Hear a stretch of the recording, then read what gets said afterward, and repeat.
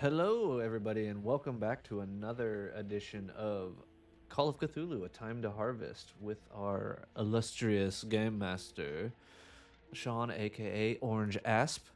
Take us away, Sean.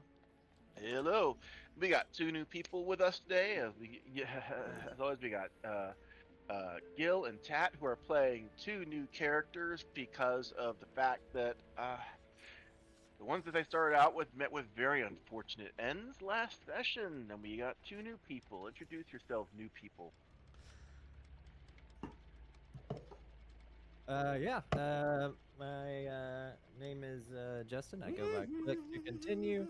And I will be playing one Frederick Freddy Hallowell Pierce. I greatly apologize. I did not know that we were ready to go. We are going. All right. We already all went. right.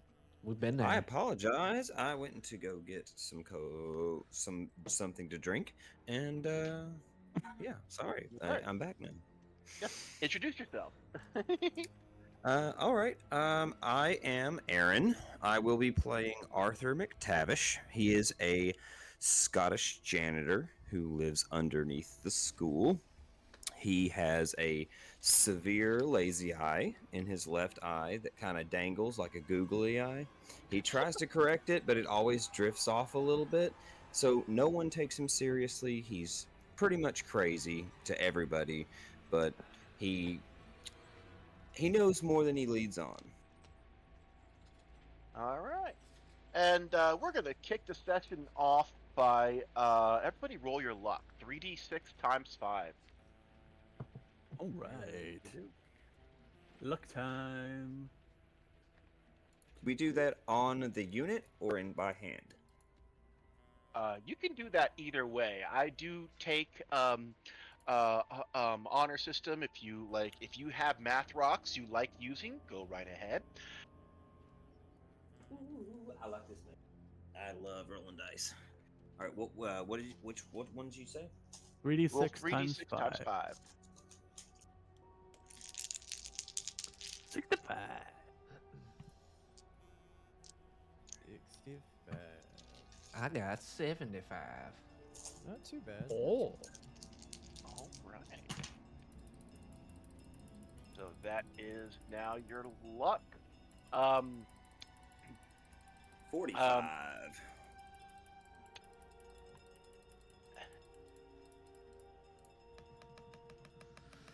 Now, luck, for those of you who don't know, luck is used for two things. Luck is used to both roll luck as a stat, as in if maybe something good's going to happen to you, maybe something bad's going to happen to you. Let's roll luck and see. The other thing is if you fail a roll, and you can do this for any roll except for a combat roll and a sanity or luck roll.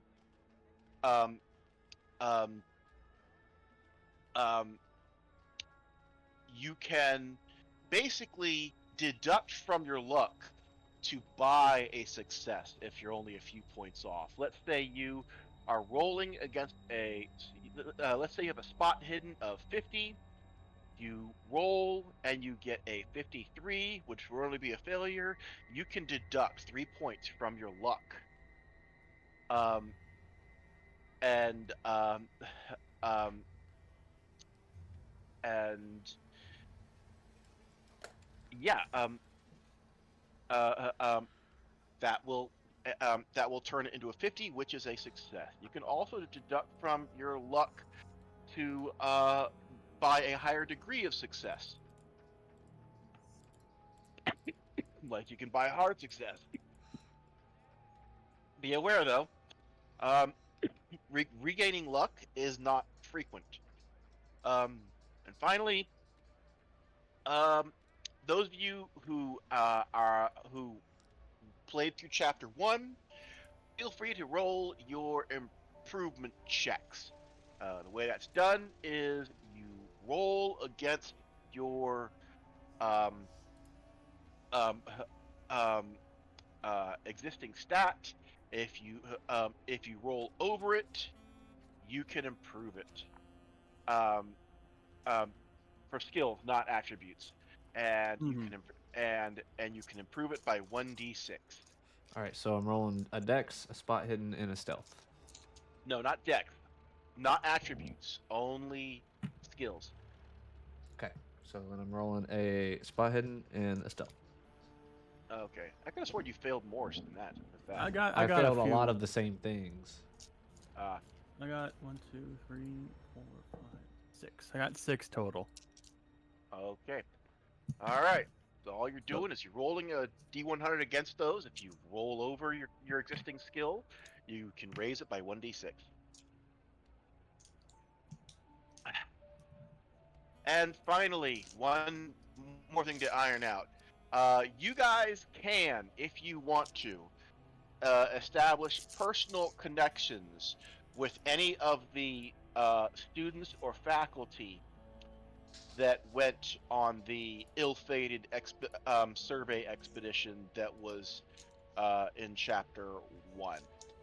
You can have some sort of personal. You don't have to if you don't want to, but if you want to have some sort of personal connection with either the PCs or the NPCs that were involved, feel free to let me know and who.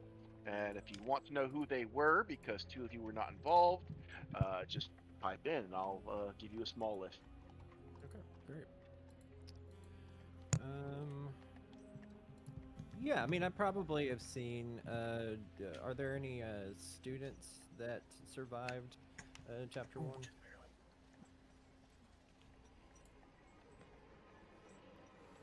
or is it just Depending on what you're aware of, so with how little you're aware, so all of the students who went returned, but they're okay? not quite right. And whether or not your character had any sort of personal connection with them is what will tell me how we can play on that.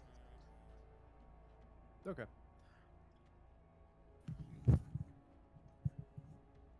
I'm thinking that Freddy probably, even though he doesn't want to, spends a lot of time in the library, the Orn Library.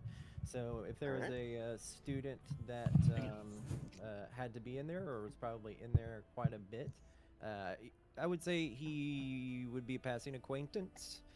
I will Maybe not say a yes. friend. There was one particular that so there was actually a student named Jason Trent. He was a shy boy who mostly kept to himself, but was very much into he was a fan of everything occult related. He was like obsessed with occult stuff. And Okay. he was aware that the school had some sort of reputation for dabbling with the occult. So he was hung out in the Orne Library a lot for two reasons. One, studying. Also because he knew that Professor Armitage, who worked out of the Orne Library, may or may not have been keeping a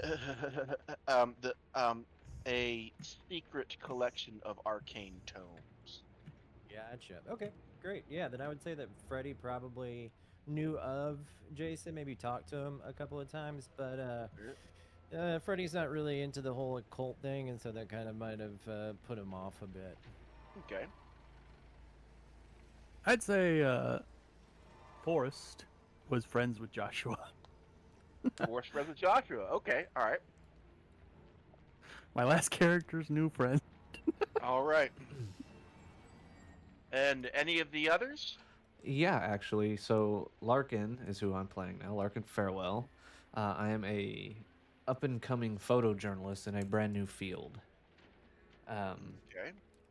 And my connection to the old team would have been Father Ludovic. Ludovic, and he was coming back to inform me that there's some crazy shit going on, and I need to maybe look into this story. Yes. Okay. Father Ludovic. Um, um,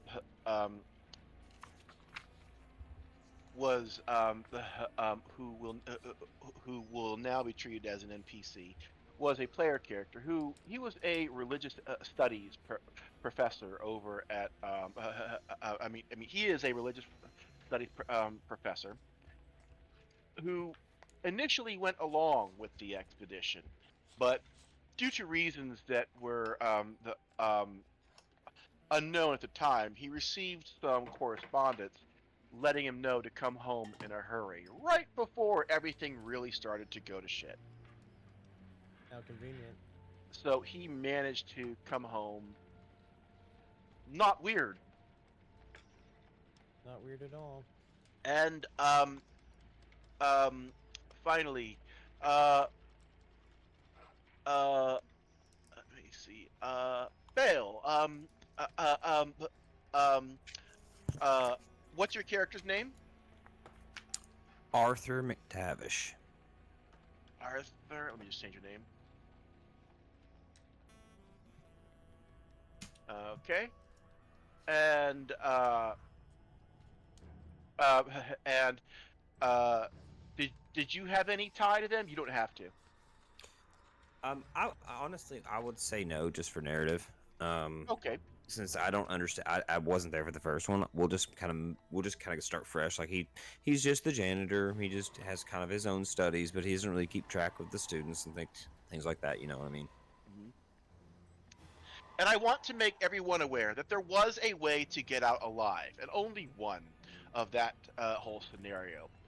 Basically, if you piss off the sheriff enough, he'll throw you in jail, and you'll be in jail and technically safe while all that shit's going down. That was the only way to survive? That and if the if the guy hadn't made Blaine reveal his hand too early, you could have been in the sugar maple forest um, when the two groups of students were being attacked, rather than trying to go directly into their base. Yeah. So just to Brutal. let you know, Yes. Anyway, so it is now. All right. So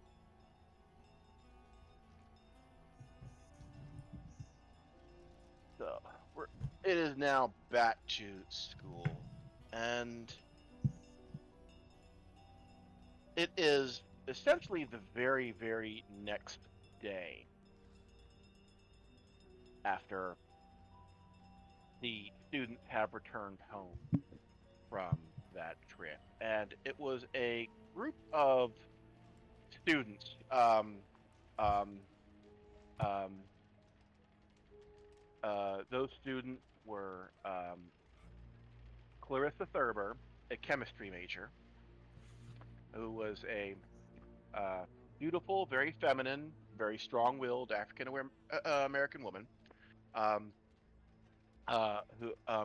she was a chemistry major.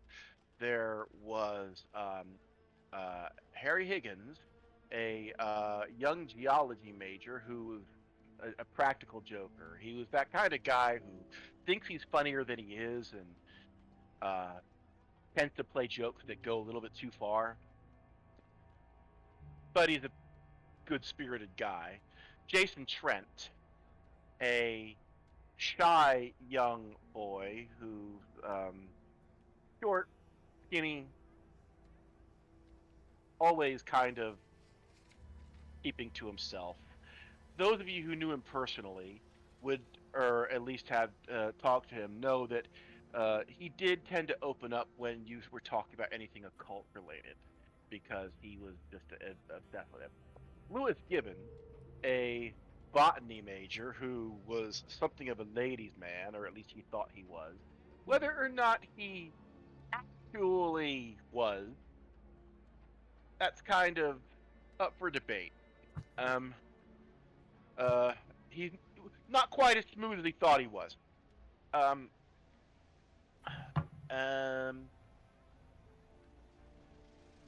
Robert Blaine, a a geology major who was was the leader of the group. He was, those of you who knew him would know or knew of him know that he used to be a hard drinking student. He was a partier and a drinker, to the point where he was a severe alcoholic. Especially since it's prohibition, getting your hands on alcohol is as a student is hard. Um, he's but when the first expedition uh, lost 3 people, one of which was his girlfriend Daphne Devine, he got depressed and sobered up. Roderick Block, a uh, tall, athletic black guy who was a geography major and a school sports star. He was he, he was a happy person. He was the kind of guy a lot of people loved. He didn't have many enemies. Terence Laszlo, a a proper and posh history and psychology major who came from a very affluent family, did not have a lot of friends here because he had a nasty attitude. And finally, William Noakes, who was a big guy who looked like he could have been either a linebacker or on the wrestling team as a heavyweight. But he was a very happy, positive guy that everybody loved. He was like your gentle giant type guy. In addition to that, there was the player characters, the former player characters, Colin Barker. Um, um, let's see. Um, um,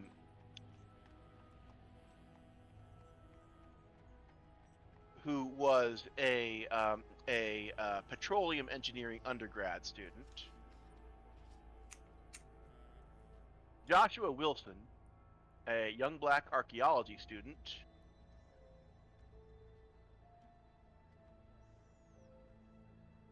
And Edward Teddy Harris, um, who was an English student. Um, Now, not all of these people will be referenced throughout this because there's honestly a lot for me to keep track of. But those are all the students who went on the campaign. Who went on the expedition. Um, in addition, for reasons that those of you who are faculty would be aware of, the the the um, Professor Roger Harold, an anthropology professor who was technically the one in charge of this whole operation, who was who wasn't meant to go, was called there on the last day. So he made an emergency trip down there based on something the students were telling him. Couldn't quite make out what it was. Professor Roger, what? Harold. Um, he's an anthropology professor who was the one who he made an emergency trip up there. This expedition, which was in Vermont, a place in Vermont that was about a 3-hour drive, 3-hour drive away from where we are in Arkham, Massachusetts. It was in a town called Cobb's Corners. And also, those of you who are faculty will know that this expedition was done in conjunction and financed by a private the, uh, firm, a giant petroleum company called Federated Oil and Chemical. You're not quite sure why Federated Oil and Chemical was have been working with Miskatonic to finance these last few expeditions, but that's what you're aware of. Now, it is the following day after the students have returned home. The um the campus is abuzz with this kind of this whole weird vibe because everyone's talking about students just the students who went. They came back and they seem just a little bit. They're not really acting like themselves, you know. I say, um, um, and more importantly, as far as everyone can tell, Robert Blaine, who had been clean and sober for the past few months, has apparently taken up drinking again.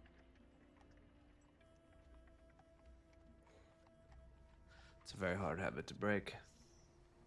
Indeed, it is. Very expensive and risky one during Prohibition time as well. Um, it is about. It is about 7:30 in the morning right now. Those of you who have morning classes would probably be getting up and heading off to your classes now. The students returned home late last night. You're not quite sure what time, but you are seeing that they did, in fact, return home. Uh, Tell me where all of you are right now. I would have been already in my classroom, probably bright and early, um, but already down inside the dark room, and I'm processing photos. Okay. All right. And Let's see. I would be walking to class a little late. a little bit late. Got it. And what class are you on your way to? Uh, Probably one of my law classes. Okay. Maybe history of law. Let's just say that. All right. And I think Freddy probably runs next to you because he's also late for one of his classes. He's got one of his senior level philosophy classes that he's got to get to. And he kind of bumps you a little bit and looks back and he goes, "Oh, sorry, old boy, I didn't mean to hit you. Late, you see." And then sort of scampers up the steps into the building. Yes, Alright, I see and that, Frederick. Arthur would be probably just mopping in front of the door that leads down to the dark room in that area. Just kind of, just mopping. He's listening. Everything that's going on. He's just kind of keeping to himself.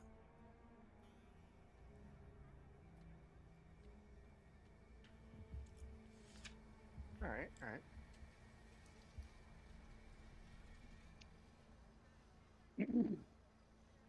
Now, because she was very popular among the student body, uh, most of you are aware of who Clarissa Thurber is. Like I said, she was very attractive black girl. Um, very.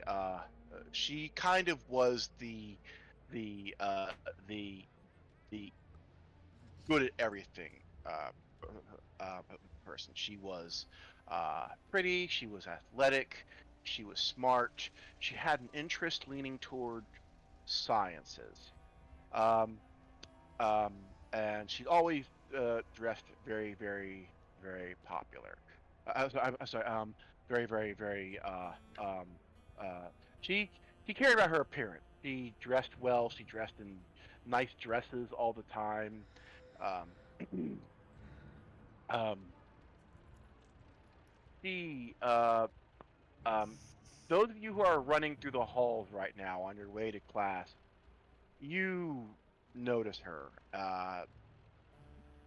Something seems just a little bit off about her, though. Give me a I'm gonna say give me a psychology roll. All Those of you right. who are running through the halls right now.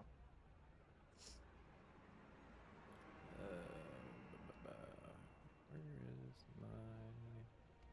I got psycho. There it is. Psychology.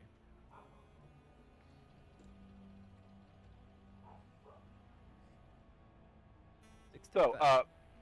you both kind of sense that there's something off about her, but Forrest is really the only one who really picks up on what it is. Her hair isn't styled like it normally is, and she's not wearing any makeup. She normally takes care to do makeup. She was, and she's also wearing pants and a shirt. You've never seen her wear anything outside of a dress, and something about her gait, the way that she's walking, looks reminds you more like just a dude who's just kind of uh slumped over, poor posture, not really feminine at all, Mm-hmm. and just kind of looks like a very expressionless face as she's walking toward her next class. I'm gonna like nudge Freddy a little bit. Hey, she doesn't look like she's feeling all right. I kind of stop and look back and notice what you're talking about. Looking at Clarissa. Yes, I guess you. Oh, all right. She doesn't seem to be minding her p's and q's quite as much as she normally does. And what is she wearing? That god awful pant suit thing? Should we speak to her? I've never really talked to her myself. I've wanted to, of course, but how about you take the lead on this one?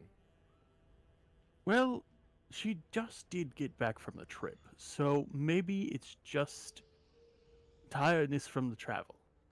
Oh, is that the one that got Blaine back on the giggle water? I definitely want Maybe more. I don't know. Um, I'll maybe let's give it a few days. If she's still acting up in a few days, that's a sign for concern. Yes. Quite right. All right. I am very late. So I'm gonna turn back around and keep going.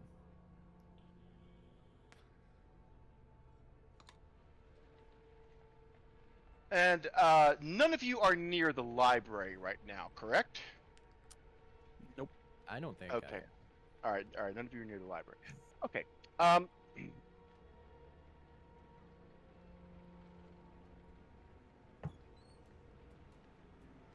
uh, and none of you are on your way to English Lit, right? Nope. Nope. Okay. All right. You do pass by though. You do pass by as you're running class. You do pass by the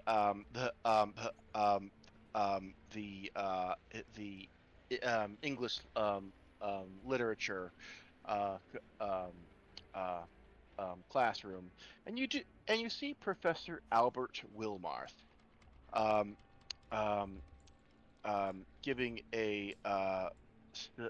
giving a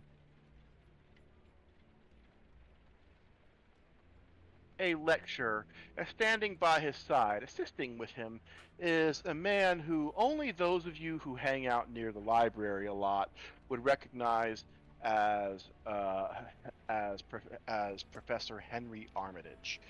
the one who is rumored to be the keeper of arcane tomes that are locked up and hidden on campus. Yeah, he's kind of a big deal, right? Like, all of the students would kind of know who he is. Am I correct in that assumption? Most of the students, yes, basically anyone who had even a flicker of knowledge about the rumors about the school and its supposed occult collection and its reputation in those circles, which, if you go to a school, you're generally caught up on those rumors. You would know who Professor Armitage is. You would know him, Okay. because he's the guy who's like kind of tied to all that, at the center of all that. I'm going to stop if I see this. Kind of motion to Forrest if Forrest is still close to me. And go, Forrest, oh boy, come look, it's Armitage in the same classroom with Wilmot. What on earth could he be doing in there? Hmm. And I'm going to try to listen in to see what they're talking about. They are actually not really talking about anything. It's more that he is introducing Professor Armitage to the student. More of just like introduction. You see that Professor Armitage is kind of he is a tall. He's a reasonably tall man.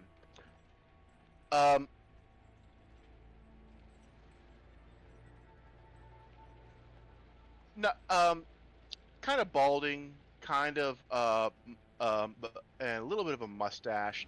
Not too much of one, but he does have a clean bald head. And Professor Wilmarth is. I don't yet have a token for Professor Armitage. I thought I did, but I didn't. And here is Professor Wilmarth. He's kind of like a rather. He always looks kind of nervous. He's got that kind of face that makes him look always nervous, even when he's not. He's just kind of got but he's a guy in his 30s who's tall, thin, and wears glasses. Okay. But nothing like kind of sticks out. It's just Wilmarth introducing Professor Armitage to the rest of this English lit class. Yeah. Okay. I think I'm gonna stick around for a minute or two longer just to be nosy, and then keep making my way to class.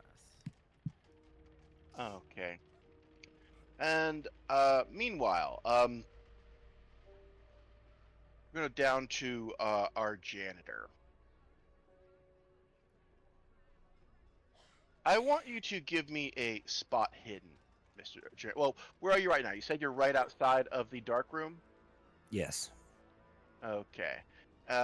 And we're going to say that the entrance to that is near an entrance to the library, to the Orn Library, Okay. or at least a place that. I want you to give me a spot hidden. Copy that. Is that the dice below the number listed? Let me see. So I would have to roll below a 50. Is that correct? Yep, equal to or below 50. Copy that. All right.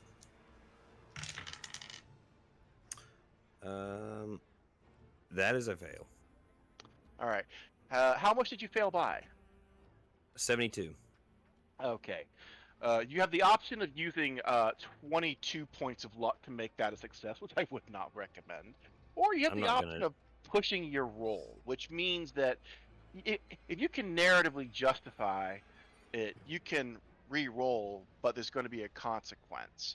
But you have to be able to narratively justify it. Since this is more passive, I'm going to say actually there is no narrative justification. Yeah, we're going to think that's a fail. So You are mopping around, and and you do see walking by um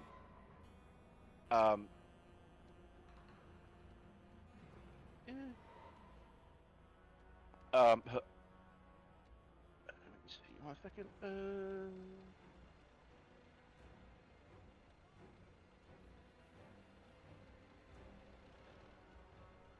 See, just 1 second.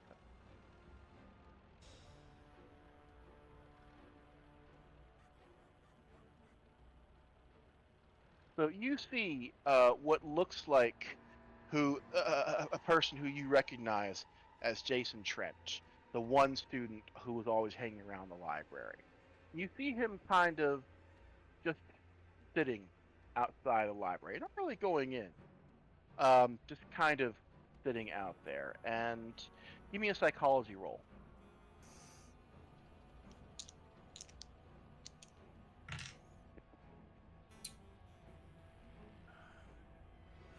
Oh, that's a fail. All right. I want now. Remember to check the box for failed skill checks. Anytime you fail a skill check the box next to it to denote that it is for a skill improvement check. And you said psychology, right? Psychology and spot hidden. You should both you should have both checked at this point. All right, copy that. All right.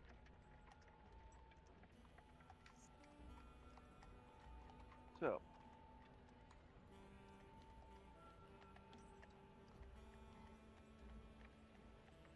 you can tell there's something about him that looks off, but you can't quite put your finger on it.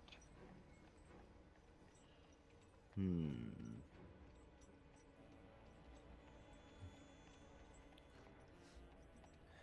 Hmm.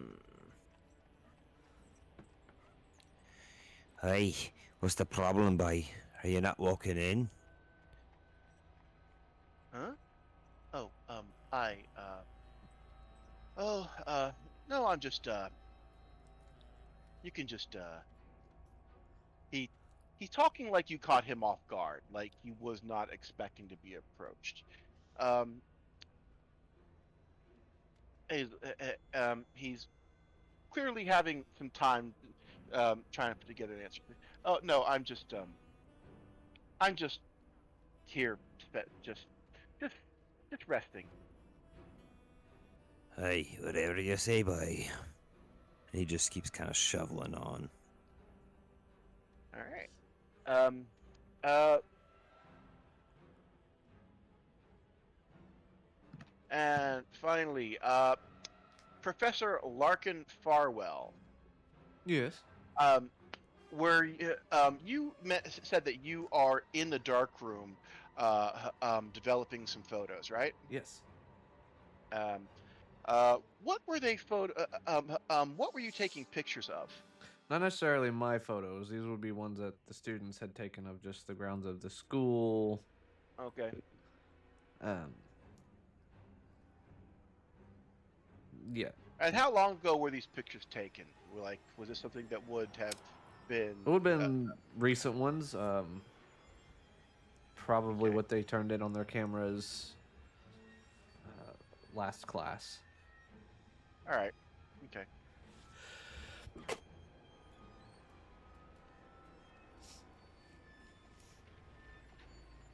And we are just going to say, um, for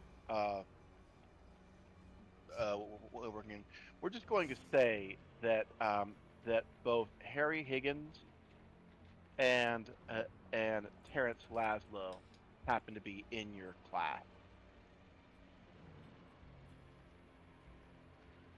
That would be the Joker and Mr. Uppity McSnoot Snoot. Damn it. I was hoping he got eat too.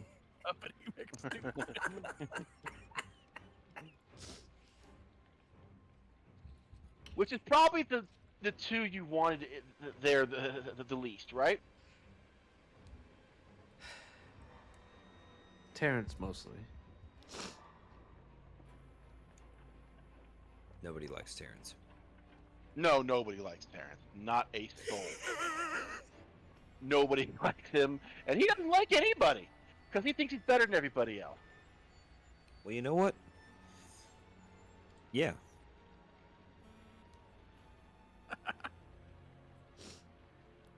So once I get done with those photos, while they're hanging up, I'll step out to the classroom. Are they there? Yes, they are both in your class. They are so they're all in your class. So most of your class is present, and they do appear to be present. And again, give me a psychology roll. Ooh.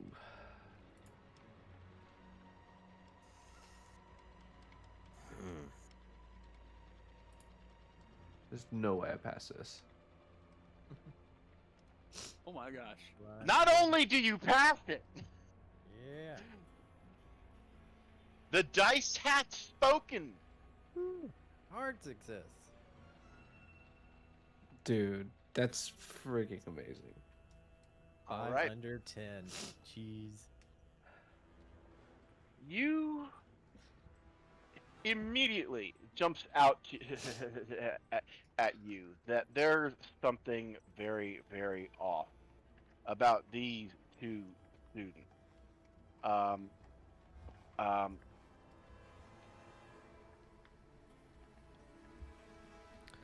Lawrence, sorry, let's see, what is it? So Terrence Laszlo, he is looking at like he's looking like he normally does. He has his hair done like he normally does, and he's dressed like he normally is. But whereas he's usually kind of um um Scowly, uh resting no, he's bitch still face. scowly. He still has resting bitch face. That is not, but Hmm. it's his focus that stands out at you. He normally is kind of dismissive of everything going on around him. Like when you're teaching, it kind of gives the impression that everything you're saying is going in one ear and out the other. Because the truth is, he doesn't need your class. It's just an elective he took because he needed an elective. Um, and he kind of does the bare minimum in your class. Hmm. It immediately jumps out at you that he is listening intently with like a laser focus. Might have to pause for sneeze here in a second, but All right. so Pause for sneeze. today, boys, we're going to be learning how to mix proper ingredients to get a perfect flash. Uh, you okay? What? Oh, I am totally. I'm just fine, sir. I am completely just fine, sir. And that also jumps out at you. He has never called you sir, ever. Right. Henry, you're awfully quiet today. Huh? Henry is just kind of looking like around, like he's kind of monitoring, like just surveying everything around him, just kind of taking it all in, like, like he's giving off the impression of like a Secret Service agent who is the who is looking around the room for possible threats, not out of paranoia, but out of habit. Um, oh no, I'm just sorry. I had a long night and didn't sleep well, but I'm sure I'll be fine later. And that also jumped out at you.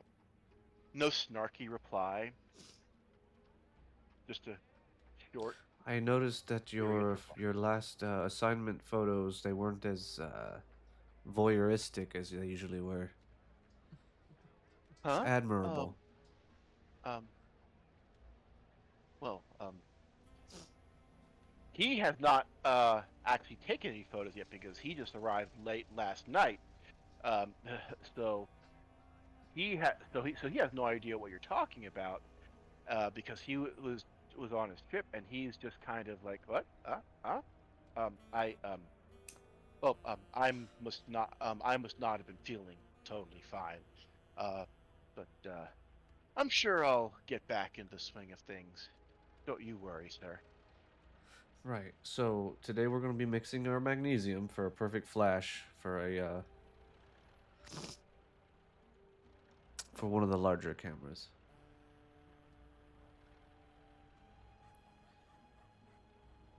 And I will proceed to show them a proper mixture of magnesium Okay. So your and class potassium goes. nitrate. So your class goes by without session for sorry, without instance, but it just kind of sticks to you how those two students so out of so so different from what they normally are. Um,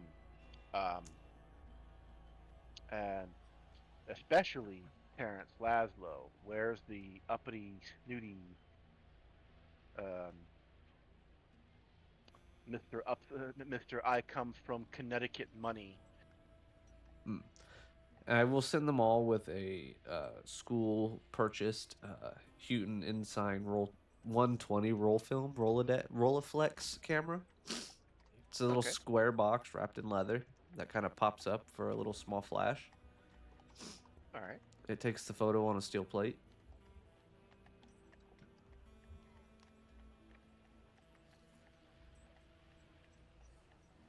Sort of like a vintage Polaroid.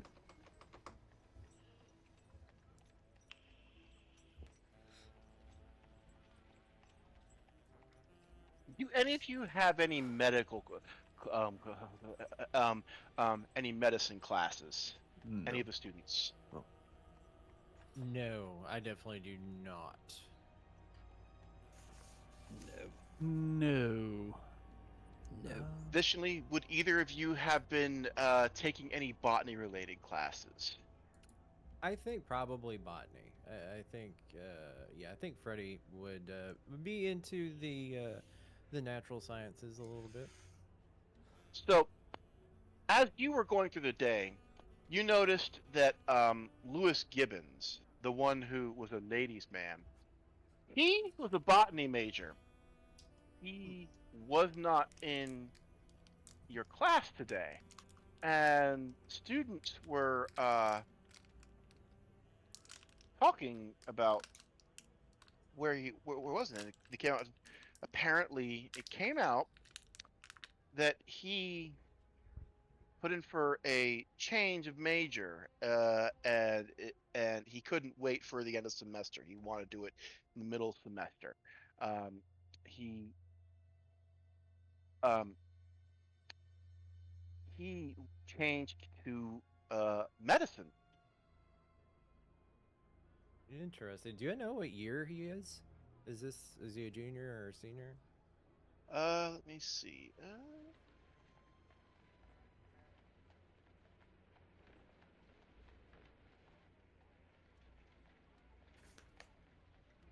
So he would have been a junior.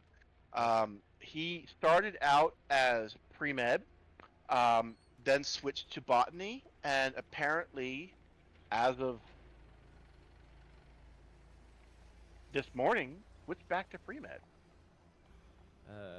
When I hear one of the students say this, I'm gonna go, Gibbons, really interesting. I could have swore he had a passion for plants, but I suppose pharmacology is somewhat used to using tinctures and salves and whatnot. Perhaps that's what he's doing. I couldn't imagine him going into something as invasive as surgery. Uh, how odd.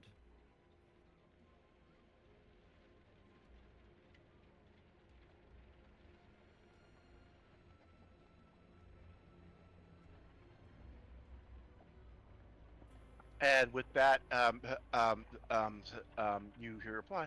Well, apparently, it just dawned on him, like, according to what I heard, this is just from a random student who's cutting into the conversation.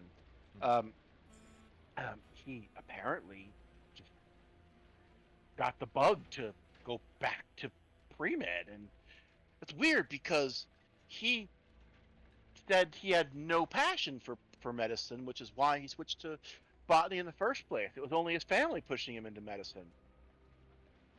Well, if he got the bug, as you say, it's a good thing that he's going into medicine. Am I right? Yes.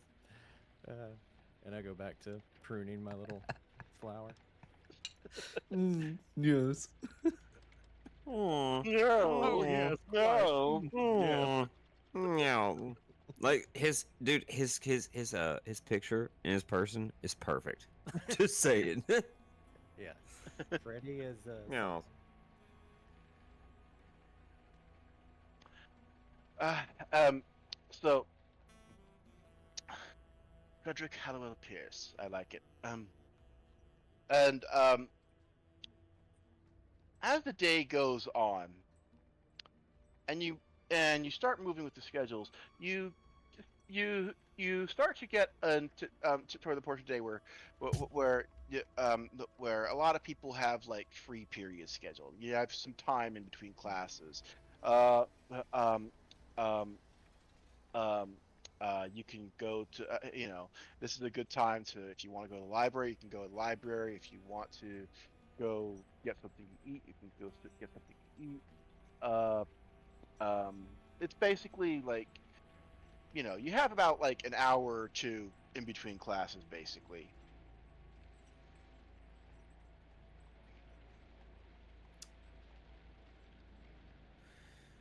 Well, I suppose Arthur's gonna kind of mosey his way on down towards the cafeteria area, and he's just gonna kind of start just kind of keeping with a single schedule, and just kind of getting into the cafeteria, just going about his rounds. Obviously, he'd be moving through the halls and stuff, listening. But that's where he would end up, is cafeteria area, just mopping, just continuing his duties. Forrest would also be heading towards the cafeteria. Get a All right. coffee, maybe something like. And are any of you coming from the sciences wing? I probably would be. Yeah, I think I would be too, since I'm just getting out of botany. All right. Okay. If I was in front of the dark room, I would assume that I would be coming from that direction. All right, I want all of you who are coming from the sciences wing, as you're passing by the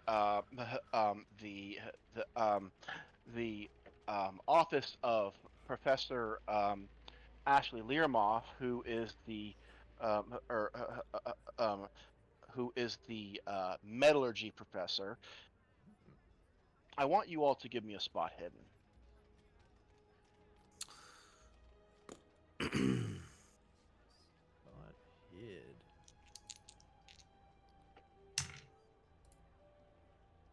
Jeez. That hurts a lot. That's a fail. Yeah. Big time fail for me.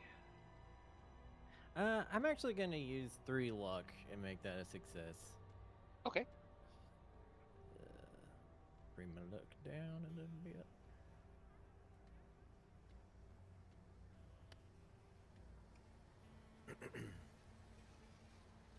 All right.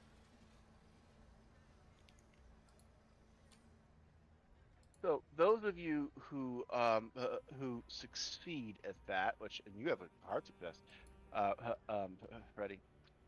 So you all notice there are some students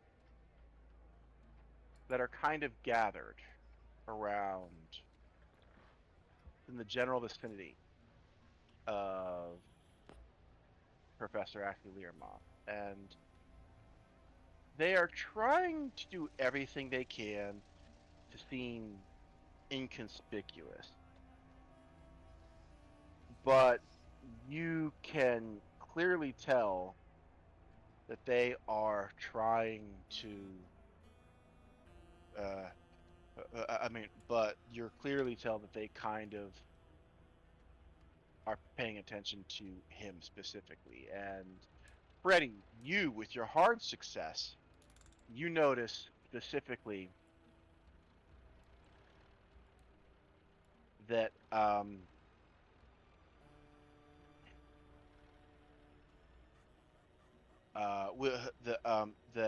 that William Noakes is basically kind of watching him, like his eyes are just glued to him, Professor to to to Professor Learmont. Okay, and let me look at my notes here. Professor, or no, Noakes. What was he? Who? He was a gentle giant type guy, Like, very oh, he's happy the going. big guy. A big Okay. guy, gentle giant. He was a general study student. He was somebody who had not yet really picked a major, an area of study, and was just kind of, you know, getting his gen ed classes out the way.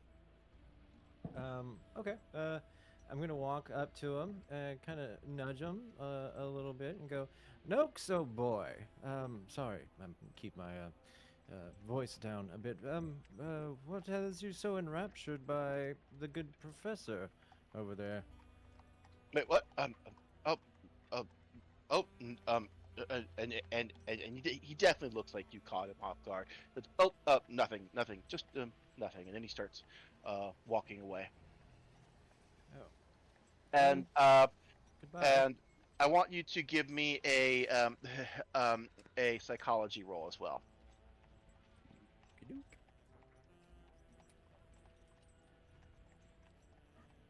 Psychology.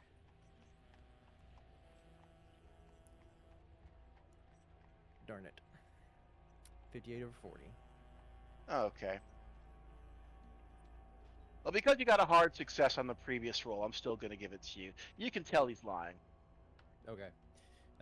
Yeah, I think Freddy kind of like squints his eyes a little bit distrustingly. Looks back over at the professor. Is the professor doing anything like weird, like out of the ordinary? All of these people seem to be trying to look inconspicuous. Here, going over notes and records that from where you are, you can't tell what they're of, but he is intently going over. But he is sitting at his desk in an office, intently going over some sort of notes and records. Okay. Um. Yeah, I'm filing that one away for later. But I am a bit peckish, so I believe I'm going to head to the cafeteria. All right.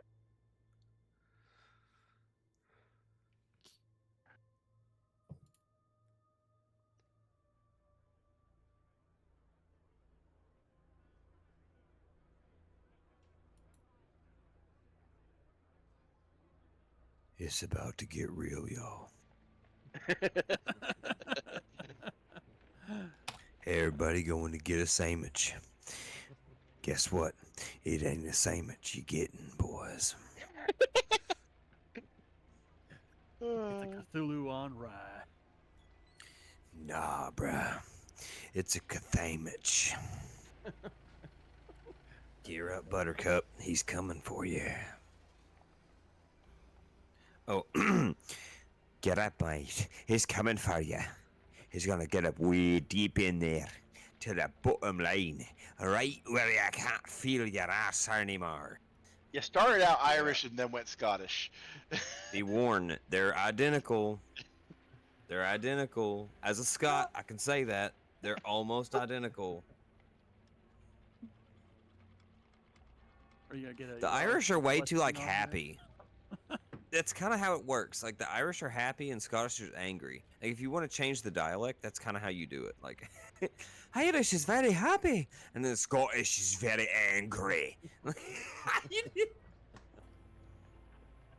That's literally it, guys. There's also a difference in the R's I've noticed. I think it's because of where they place the syllable on the words, or where they place the accent This on the is words. actually correct. This is actually correct because in Irish translation it's arse, so it'd be like arse, but in Scottish it would be orse, so it would be or, so it would be an or sound. And so yes, you are correct. It is there's a slight differential in the dialect just based off basic words. That's very good to know. Ah, so you go by the the cafeteria, and it just immediately jumps out at you that that Harry Higgins, who is who normally speaks with and I didn't really detail this in the first chapter, but he normally speaks just because you mentioned this, and this is actually in the description. I just need to go into. He speaks with a slight Irish accent. Harry Higgins speaks with a slight Irish accent normally. Um, it's not always present, but it is. It's that kind where like it comes out when he's angry or excited. I do Um, actually. uh, it jumps out at you that Harry Higgins, who's normally surrounded by people and he's trying to keep them entertained, you remember he's over. He's sitting alone. He is not with anyone else. He is sitting alone, and you notice that that that some friends of his go and sit down next to him, and he just gets up and moves. Now Higgins is the jokester, right? Yep, he's the jokester. And Jason's the shy young loner that would not Yep. go into the library. Okay, copy. All right, Right. there we go. Terrence is an asshole. Yeah. And Clarissa Violence. Thurber is the girl who, for reasons, is not acting very feminine right now. And they're all in the cafeteria right now? Well, more than just that. Um, but um, but yes. Um, some of them are. Okay.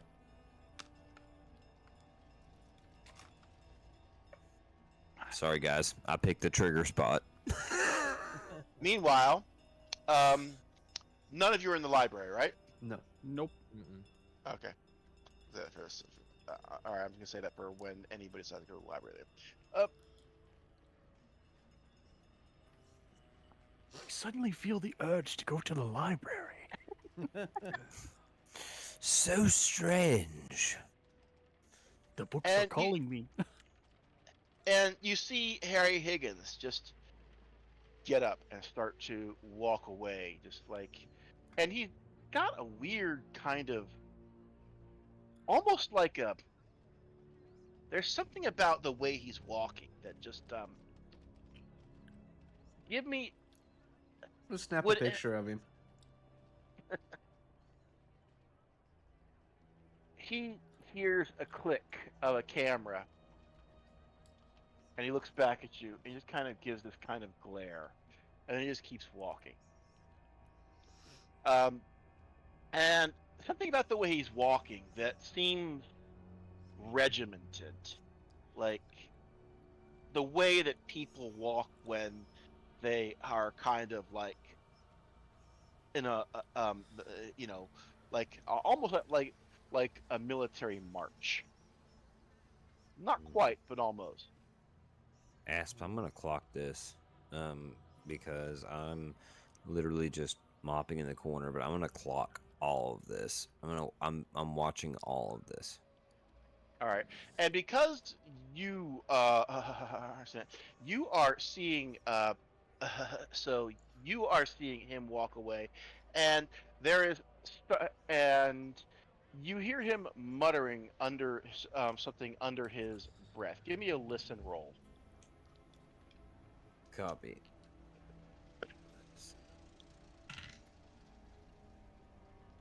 Ooh, that's a 2. Oh, that's an extreme success. Ooh, So nice. you can't. You you can't differentiate what it is. So you can't make out what it is exactly he's saying, but you do clearly. But you notice three things. You make out A. You do make out the name Learmonth from what he was saying. Two. You notice that you're able to pick up on that what he else is saying is ordinarily this would require a languages roll, but because you got extreme success, I'm not going to require that. In Call of Cthulhu, you reward higher tiers of success with more information, uh, um, and and better results. Um, you would you notice that he is speaking perfect German. And the third thing you notice is that not only is he speaking the perfect German, he is speaking it with a German accent.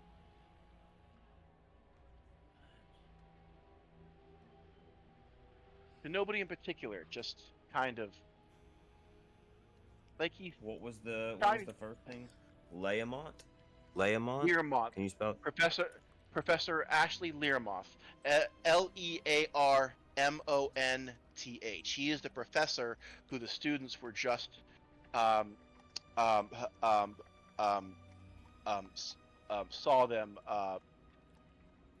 kind of Lear. Month. So Learmonth or Learmoth. I'm not sure which has pronounced, but yes, Copy that. Professor. Got it. yes, he is a professor who was in charge of metallurgy studies at the university. You know that you're a janitor. You basically know everyone who's here.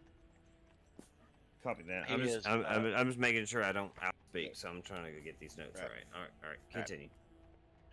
Um. So yeah, you were able to pick up on those three things. That he is speaking with a perfect German accent. He is speaking German, and that he mentioned Learmonth, who you know is probably referring to Professor Ashley Learmonth, who is the head of the metallurgy studies, and was the guy who who Federated Oil and Chemical was collaborating with about the expedition that just came back, the survey expedition to Vermont. Oh, copy that. So he was responsible for the Federated Oil and Chemical conglomerate being financed Right. to this school. This man. Yes. Copy that. All right. Um,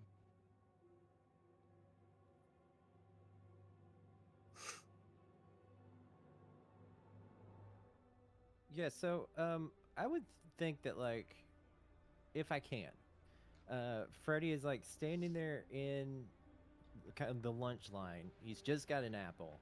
He's holding it up to his mouth, about to take a bite, and he can I like clock all of this happening like with these different folks, like with Clarissa and Noakes and Higgins, just being like very odd, like kind yes. of all in the You same notice place. that they're being odd, but to get anything more specific than that, I'm going to ask for a psychology roll. Now you're too far away to pick up on the stuff that uh, that that our janitor just noticed about Higgins, but you may Right. be able to pick up on things about the others. All right. Yeah, I just want to get a general vibe from them. Okay. Extreme success. Extreme success. Whoa. All right. Very nice. Okay. Very nice. You notice that um, you you are looking over at Clarissa. You notice Clarissa specifically. She's pulling at her shirt at the spot where her bra underneath is is resting, and it you just pick up on the fact that she's very uncomfortable wearing the bra. Like she's not used to wearing a bra, and it's just uncomfortable to her. Freddie, being the gentleman that he is going to immediately avert his eyes, um, but is going to look back at the line that he has completely stopped. And everyone is just waiting for him to move. And he turns back and he goes, "Patience is a virtue, darlings." And he keeps walking over. Do I see Forrest? Oh boy, that kid's Forrest getting is me literally now. right behind you, tapping his foot. Oh, Well, patience is a virtue, but I want my food. oh, sorry, old sport. Didn't see you there. Listen, look, and I'm going to start like pointing them out. Nox, the gentle giant, right? I went up to him earlier, tried to strike up a conversation, didn't say a word to me. Look, can you believe that? Not a word to me. Clarissa, if you don't look directly at her, she's not being ladylike, let's say at the moment, but is pulling at her undergarments in a quite salacious and very abnormal way. And I believe that I saw Higgins, the one that's always popping off with the japes and the jokes, walking out almost as if he was, what did the crowds call it? Goose stepping, I think it is, out of the cafeteria. Completely against character. Now, I'm not one for conspiracies, mind you, but if you also look closely, you'll see, and I point to the janitor, that our janitorial friend there also seems to have the same idea that we do. What do you think? I'm of just that? gonna say, what he's looking at. I'm gonna describe it for you. He is looking at this 5'5", huge little like scrubby little dude with like one eye massive, just staring at him, and like one just kind of like squeaking in the other, and he's mopping this same place over and over again, just looking at him. He's listening to him, but he looks like this little Looney Tune just in the corner, just like. And if, and if the janitor is picking up on this, then you know it must be obvious. What say you we follow them and see what this is all about? I'm up for a little mystery if you are. So Forrest is going to raise his eyebrow at Freddy for a second before looking at all the weird things happening, and raise his eyebrow even higher at that, and then the eyebrow gets a little higher at the janitor, but Yes. well, maybe we could ask the janitor if he's seen anything. They are acting a bit odd. They all were on a trip together, so maybe, I don't know, maybe they ran into some kind of gas in Hey, move it in the along. dig You're site holding or up the damn something? lunch line. Oh, Trying to get my sorry, chowder. Professor Farwell. My apologies. Of course, I would never let a member of the faculty wait as long. I was merely. Hold. Did I just see you take a picture a second ago? Yeah, it's On kind of my that, stitch. Right. Fascinating little device. That is. May I ask what it was you were capturing the visage of?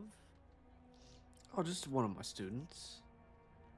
Oh, a bit of a voyeur, are we, Professor Farwell? I see. Well, I'm trying to teach him his own path. He's more of the. I'm sure you've heard of his photos, and you mentioned voyeurism, huh? Yes. Of course. I kind of look at Forrest like I don't know. Yeah, he thinks he's a bit of a funny man, but he's also kind of a pervert. Um, Oh, look at all these ankles pictures. You ought to see all of them. very interesting. Ankle pictures, you say? Indecent. How scandalous! How dare you? I am flushed just to think of it. The vapors. The vapors. if he it does or is acting as strange as you say he is, and at this point, like I think, and correct me if I'm wrong, guys, but like Forrest and Professor Falwell and myself are kind of in a little like triangle type of formation, and I'm looking at Professor Farwell and I say, it seems that not only your student has lost his taste for voyeurism, but a few students around here that apparently, and I look at Forrest, have all gone on a recent expedition, have been acting quite strange. And I believe, Mr. Summer and I were about to go talk to the janitorial staff about what he might have picked up. If you wouldn't mind helping us along with it, since you have such an keen insight into the minds of your students. Yeah, I did notice he was acting not himself. Also, his classmate, I mean, Terrence. Do you guys notice anybody staring at people? Like, staring at people? Like into their souls. It's creepy as hell. Should have got a yeah, photo it of is. it. It is a little bit odd. Other than the janitor, you mean? Staring at you? I don't ever know what he's looking at, honestly. Neither How can I. dare you? You know, I always try to look him in the eye, but The one just runs away from you when you're trying to look at it. It's like it's trying to escape your gaze. It really is. Oh my It's god, I almost freaking like love a this so trick. much. It's mind-boggling. I think he does it on purpose. I'm telling It's there's a story behind it. I'll use this as an excuse to document this. you. I All love right, this so much. I love it so indeed. much. Let us approach anywho, the let's keep the eye on the prize. Oh, dang it. Silence! How dare you? Good show. Good show. All right then. Let's approach the help. How dare you? The help? Oh. All right, people, eyes forward.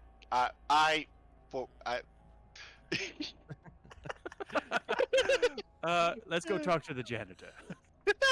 All right. I guess we walk over to the janitor. Arthur, how you doing this morning? How are you, Mr. Farwell? I'm doing well, doing well. I noticed one of my students stomped off over here. Did you happen to see or hear him mumbling anything?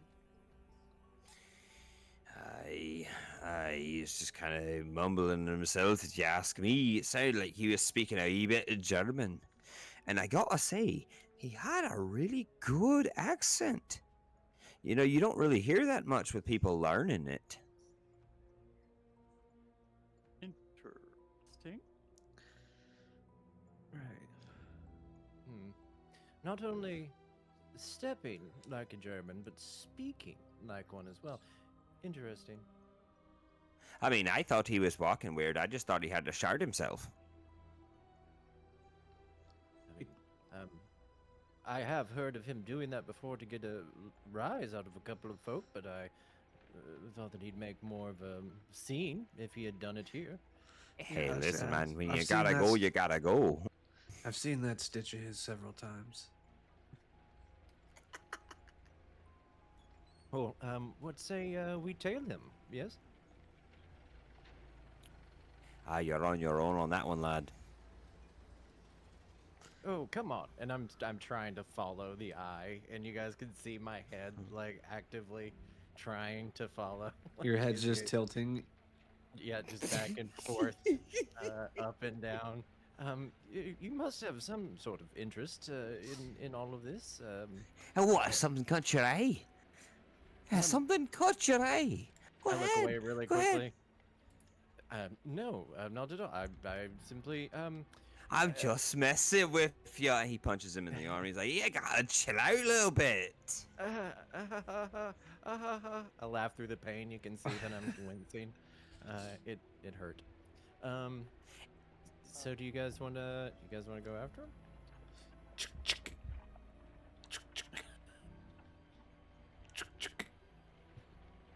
What are you doing? It sounds like you're cocking a gun. All I see is your mouth going kick, kick. Like, what's happening? So I'm imagining this camera making a sound. It doesn't really. Oi. Oh, alright, never mind. Anyway. No, you're on your own, lads. I've got a job to do. Got to finish my shift, you know. And he just keeps mopping. Just kind of keeps moving. But that lazy eye keeps Yeah, keep looking back at it. wiggling. Mm-hmm. You get the feeling that it's watching you, but it's not.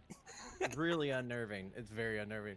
I'm gonna turn away quickly and go. I'm going to follow Mr. Higgins out. If either of you would like to join me, feel free. And I'm going to go the way that Harry Higgins went. All right. I will come along out of sheer curiosity. You see that he is going to the library. He is on his way to the library. And I want you all to give me a stealth check.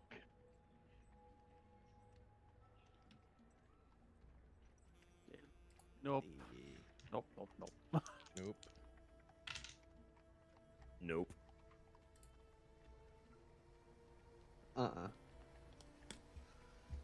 Not happening. Nope.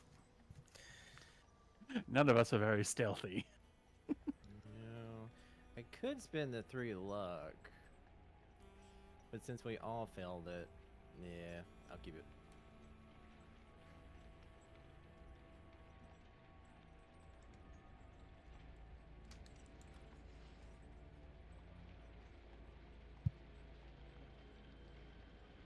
All right. He looks back and notices that you're following him, and he's like,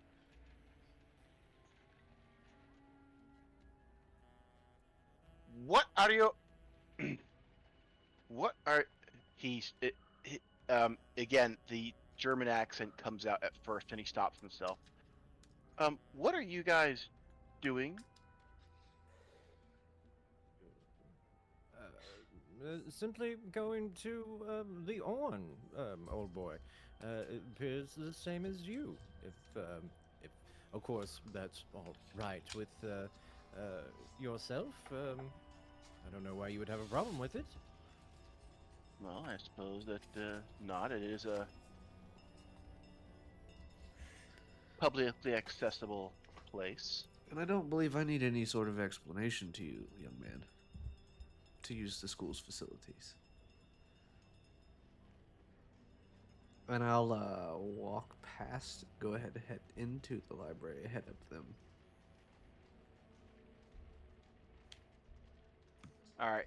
When you get in the library, the first thing you notice is that Roderick Block, Lewis Gibbons, and Terrence Laszlo and Jason Trent are already there.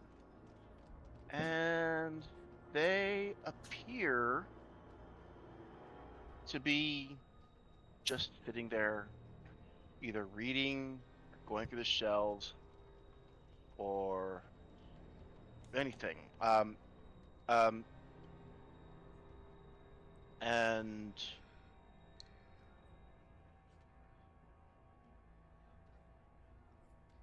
but give me a psychology roll.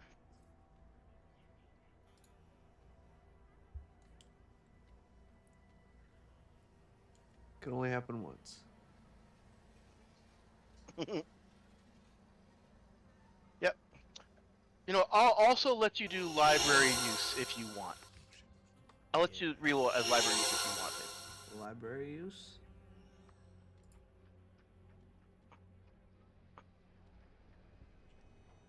Okay. As far as you can tell, they're just normals. You know, doing normal library shit. Okay. They're just either going through the shelves, they're going through the card catalog, um, or they're sitting there reading. The only thing that seems to kind of jump out is that they're all kind of um,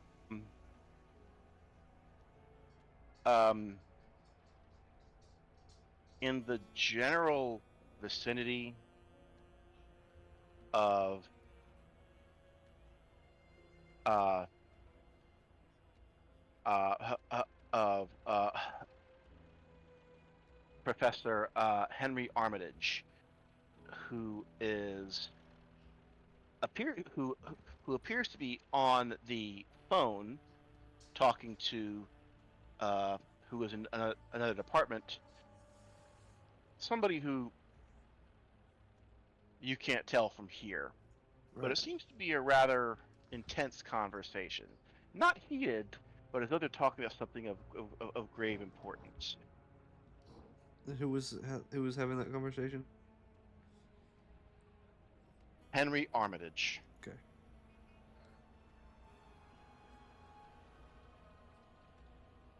And do we see Higgins go into the library after Farwell goes in? Yes, you do. As he comes in, I'm gonna snap a picture of him.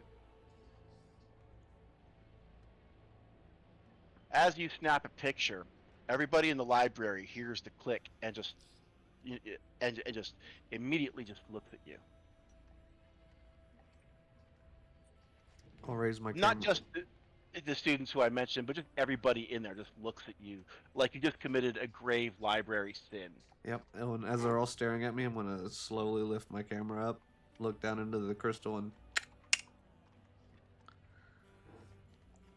snap one of all the shock and awe from me making noise in the library. Awesome.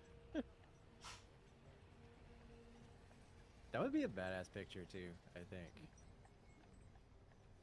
Bunch of people in the 20s in a library looking at you. Yeah, that's a bit spooky. I look at Forrest and I go, well, Summer, old boy, shall we? Kind of motion guess we- towards the door. I guess we shall. All right, after you. And we go into the library. Do we see everyone looking at Professor Farwell? Yes, you walk in just in time to see everybody looking at him. Oh, dear. It appears his little photo clacker, or whatever he calls it, has drawn attention of the patrons of this fine establishment. But we do also see the what you described earlier, the students gathered around the table with Armitage as well. They're not gathered around the table, they're just kind of doing their own thing seemingly, but those of you who have a good idea of the layout will notice that it almost seems like they are making it a point to do whatever are doing within earshot of Armitage. Okay. Interesting.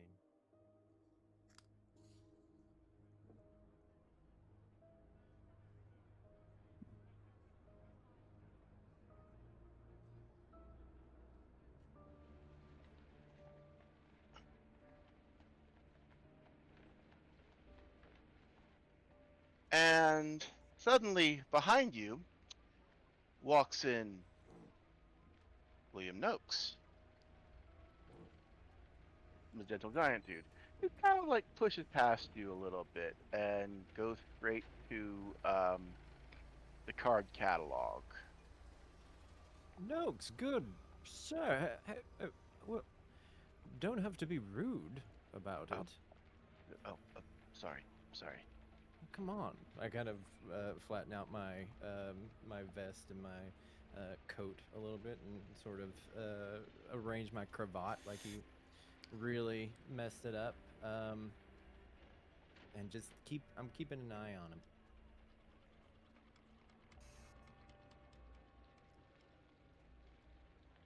I'll make my way over closer to the desk where the phone is at,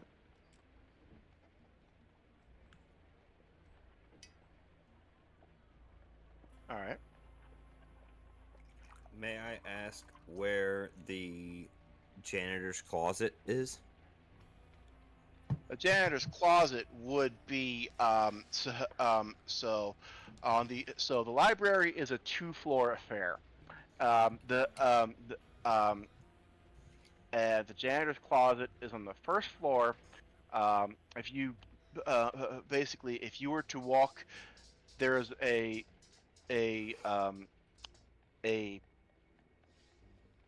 a large circular desk when you first walk in the library, which is where the librarian sits, who would greet you if she was paying, if she was personable enough to, but she's not. She kind of ignores you. It's the way it's always been. She kind of does that. You to walk past that and then go around it. You go down a hallway and there's a restroom in there and the janitor's closet as well. Okay. Well, from where I was in the cafeteria, I will make my way, obviously with the mop and bucket, pushing my way to the janitor's closet. So I would be moving, I'm guessing like through the first floor of the library on my way to that location.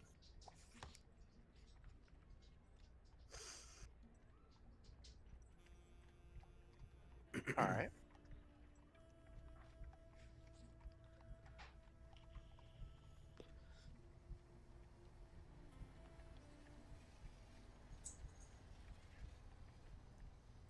I think I'm gonna look at Forrest and go, Mr. Summer, are you a student of the histories at all?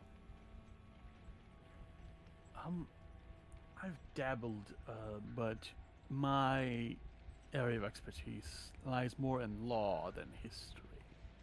Well, you see, there's one bit that really stuck out to me during my freshman year history class, and that was the great tactician Hannibal had this implementation of a strategy of sorts that he called the hammer and anvil attack, where one of his armies would go one side and normally cavalry would go around the other, pincing the enemy in.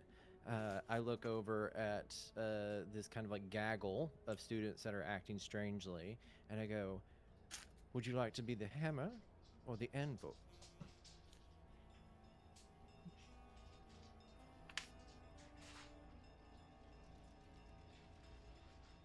Hammer.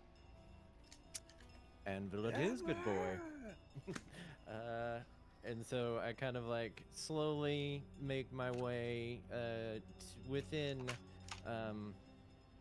range enough to be able to listen if like they start to talk to one another. Okay. But definitely trying to keep my eye on all of them, trying to hear anything that they might be saying, as well as seeing maybe if I can pick up on what Armitage is also saying on that phone. All right. I want all of you to give me a listen roll. Listen. Papers. Check. Hard success. Nice. Oh, okay. Mm-hmm.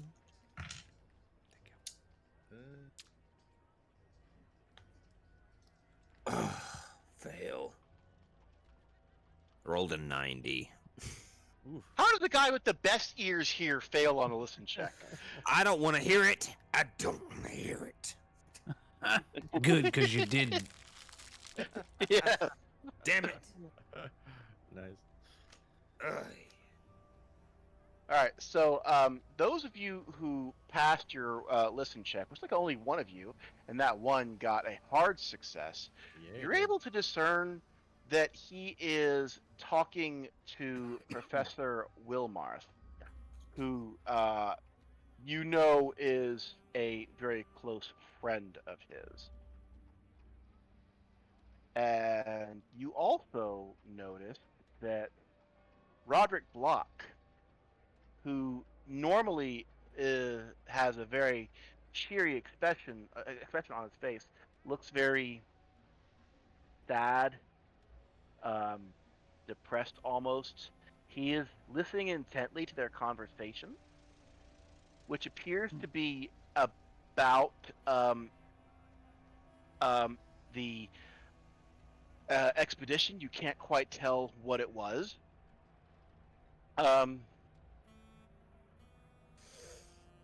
And um, and they're also talking somewhat about you can hear them talking somewhat about Roger Harold, the professor who was responsible for it. You can hear them mentioning about something about he's acting a bit off. Mm-hmm. Um, Hmm. and you also and you see that that and you notice that Roderick Block gets up and starts looking through the newspaper archives. Hmm.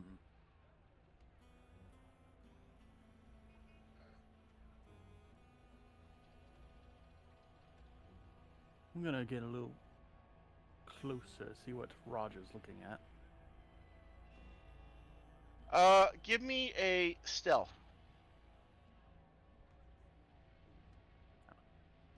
Dang it.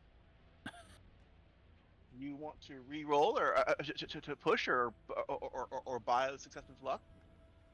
Hmm.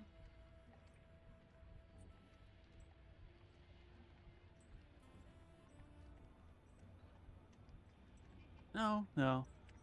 Okay. I can't think of a good excuse to push. So All right. it's Um. yeah. I try to sneak up, but I like stub my toe on one of the shelves and like ow. Let out a little yelp. He looks up at you and he says, "Do you mind?" Oh, sorry. Uh, I was looking. Ah, there's the book. I grab a random book. You do get a look over at it, and I am going to place a note uh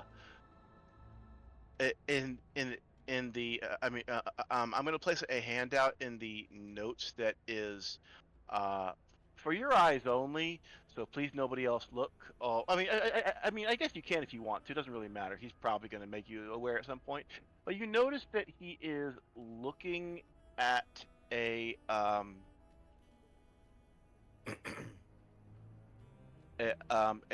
news article. And give me 1 second.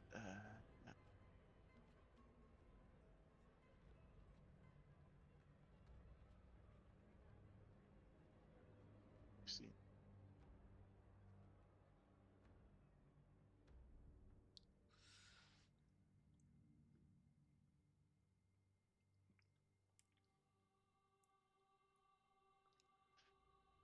All right, I'm Just moving being it from so under handouts there is something there's a new handout labeled handout 9.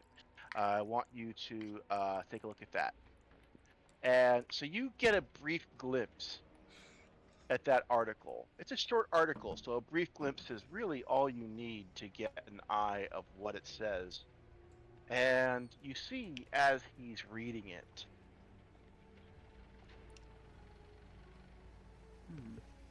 Mm-hmm. um,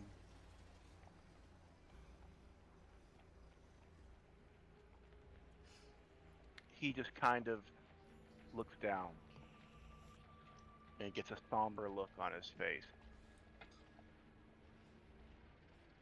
Interesting. I'm gonna walk back over to where Freddy is. I'm gonna say, uh, Frederick. It appears Roger was looking at the newspaper archives. Something about a family found dead in Vermont. 9 years ago at that. Mm-hmm. Look at the Family date. It's found Yes. dead in Vermont. Back in 1921. 9 years ago, you say? Yes. Huh. I normally just use the paper for the funnies. Crazy Cat.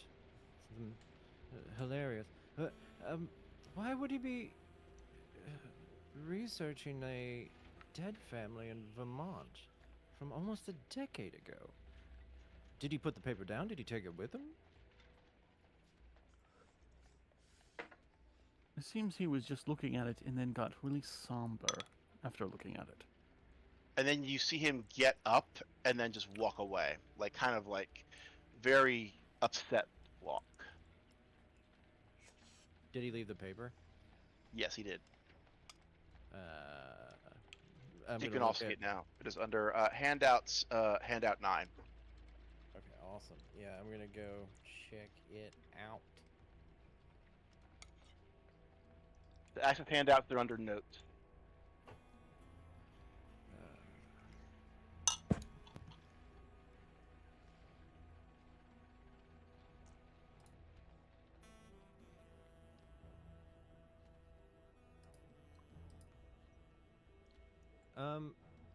Professor, where are you at the moment? I am kind of in the middle of the library with where the desk and phone is at, taking candid photos of the students as they're working, and if they get pissed, I'll be like, "Hey, it's for the school book." Okay. So if I read this out loud, Keeper, would he be able to hear it? Yes. Okay. So I say, let's see, look here.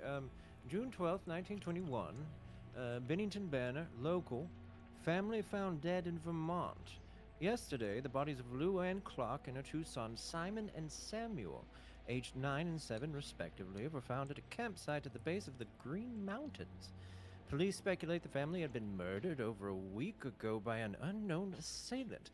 According to locals, the Clark family arrived in the small town of Cobb's Corners on June 4th. And I kind of look at Summers prior to going on a fishing, camping, and hiking vacation in the forest surrounding the town. As for Keith Clark, the husband and father of the slain family, no trace of him has been found at the scene of this terrible crime. Police continue to search the woods for evidence and have made a call for Mr. Clark to come forward to assist with their inquiries. Well, I think I know who did it. I don't have to be Sir Arthur Conan Doyle to figure this one out. I take it and slap Summers' chest with it to like kind of give it back to him. Oh, thank you. Well, I have a feeling this is related somehow. By the look on Mr. Block's face, perhaps a relative? I do think there is something in this Cobb's Corners, though, or the Green Mountains.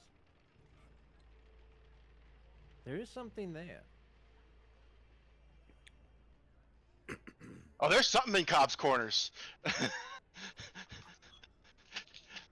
The people who played through Chapter 1 know. As he was reading, it kind of piqued my interest as a murder story. I'll have walked over to them and listened to him as he was reading the paper, and I'll say, one of my associates came back early from that well ahead of the expedition team in Cobb's Corner. Maybe you go have a word with him, boys. Oh, would you mind accompanying us? The weight of the word of a faculty member is far heavier than one of a student. Sure, even sure. The You aware of Father Ludovic? Teaches would I know? he teaches the Christian He is studies. yeah, religious studies. Yeah. Father Ludovic, yes, I've heard of him. I'm Episcopalian myself, so I don't quite run in the same spiritual circles as he, nor have I taken one of his classes, but I find no reason not to be able to at least talk to a man of the cloth. I look at all three of us. Shall we make our way? Yeah, sure. I Sure. can lead you. Meanwhile, I want all of you to give me an int roll.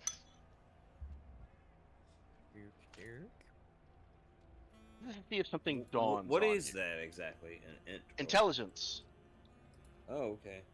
intellect, just a stat, not a skill. Nice. Hard success. Now, those of you Crit. ooh, very nice. Oh man. Success, 14 out of 50. So we all 4 succeeded. Badass. So you all succeed. Those of you who get either a hard success or better get additional information. But so it occurs to all of you. You haven't seen Robert Blaine anywhere since they returned from the trip.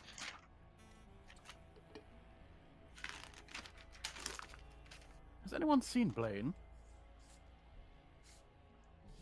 Well, now that you speak it aloud, no, I don't believe I have. Actually, no, I can't think if I've seen him either. I heard rumors he was back on the drink, though. I mean, I shouldn't be telling that to students. Well, I heard the same rumor, but he was with that same, and I kind of point in the general direction, with the same group, the expedition or whatnot, right? Yeah, pretty much all of them in here, right? This is the team, at least a good majority of them.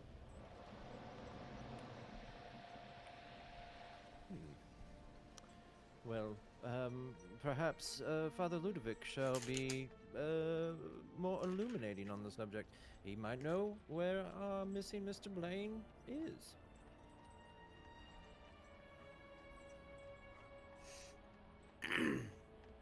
All right, well, follow me. I'll take you to his classroom. Yes, of course. I would say by this time he's reached the janitor's closet. He's put the mop up, and he's on his way walking back through the first floor of the library and exiting the door of the library into the hall, wherever that hall connects. All right. So that hall connects. So there is a very detailed map of the campus I have in the handouts. I'm not going to use it because I feel like it makes me stick to like it doesn't give me very much opportunities given how large the campus is. Yeah, it doesn't give you much creative I get it. Yeah, Yeah, absolutely. yeah. That's why I'm kind of just being Yeah. vague. It's just like, hey, Yeah. this is what I'm doing. You go from there. Yep. All right. So you walk out in the library, and you do pass from the library. It goes down a bit, and then it goes into the sciences wing. And as you are walking out, you notice walking in the sciences wing, Professor Roger Harold, and he's making a beeline. Looks like for Professor Ashley Learmont's office.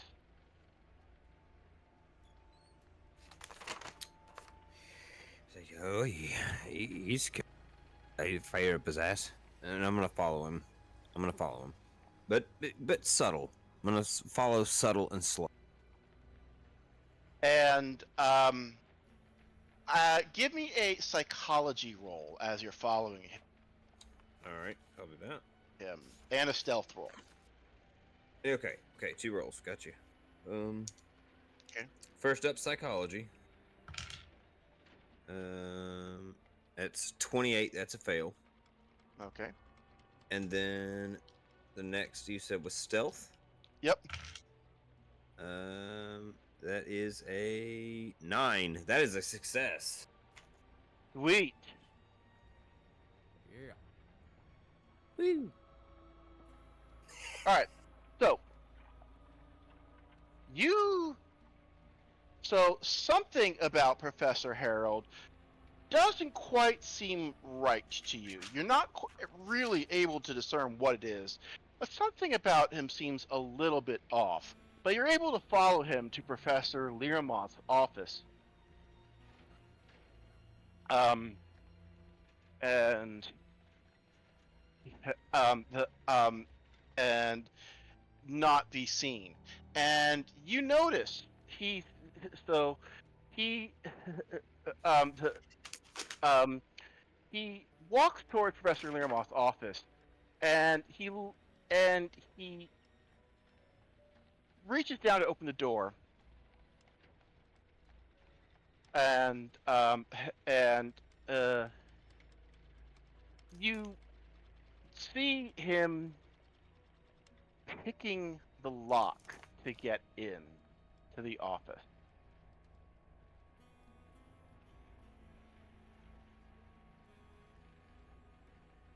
He looks around real quick, and he walks in. He, sorry, are you doing anything after he walks in? I'm staring at him. I watched him pick the lock. I watched him go into the office. I know which office he's going into. Definitely super skeptical at this point. But no, I'm just at this point I'm observing. I'm watching him go in there, and then I'm like, I acknowledge that he picked it. But I'm not gonna follow him. No. Okay. About 2-3 minutes go by, and he gets back, and he just kind of walks back out, very upset. But he makes sure to close and lock the door back behind him. Does he have a key No. to lock it back? Because he picked it to get into it. Does he have a key to lock it back now? Well, no, but he locked it from the inside as he was locking it. It's And not he just like pulled the door closed. Yep. Copy that. Okay.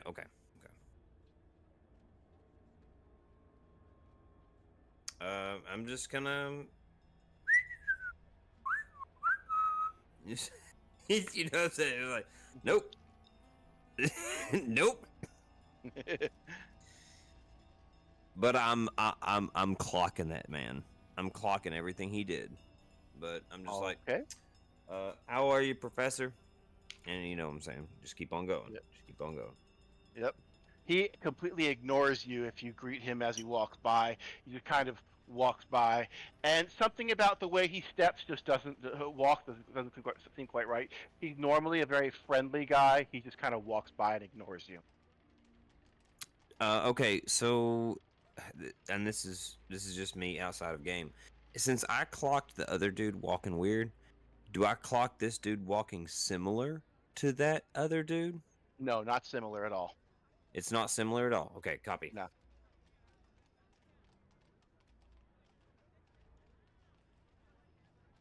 I just keep pressing on.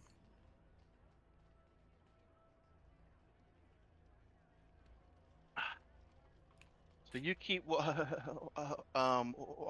And the rest of you, where were you going? I think it was Father Ludovic's office. Yes, Father Ludovic's. So you go to Father Ludovic's office, and which is in the wing that is philosophy, religion, those kind of studies, and you take a trip over there, and you see, and the door to his office is closed, but you can see through the opaque glass of the door. The light is on, and you can see that he is in there. You can make out like him sitting at the shape of him sitting at his desk through the opaque glass.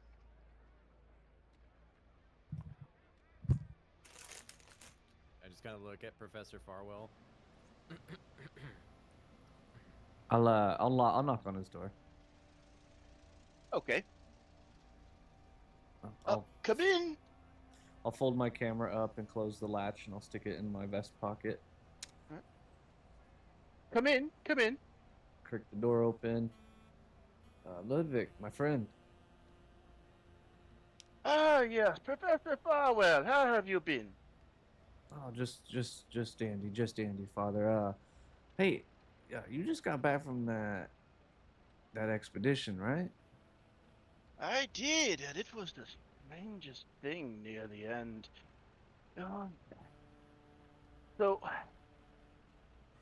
there was all sorts of tall tales that being told, and that boy Blaine, toward the end, it was very strange.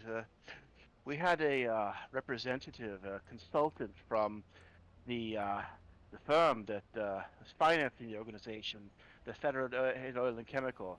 There was a consultant with us, a survival expert of some sort. He threatened the man at gunpoint and uh,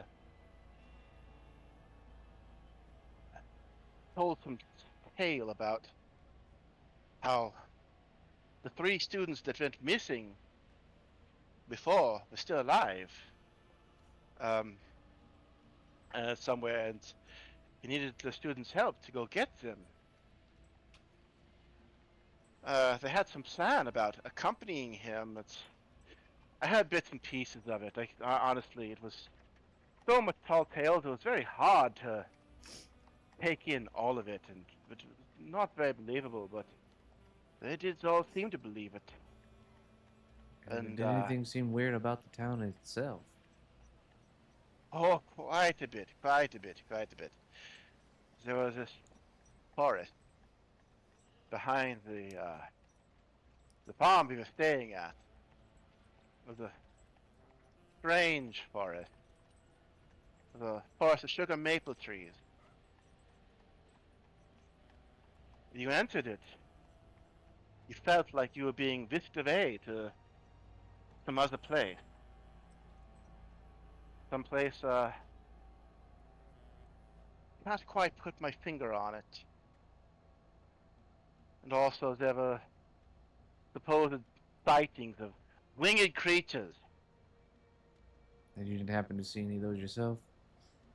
I didn't happen to see any myself, no, unfortunately. Oh, sounds so much like a Midsummer Night's Dream, does it not? Fairy and Puck and all that.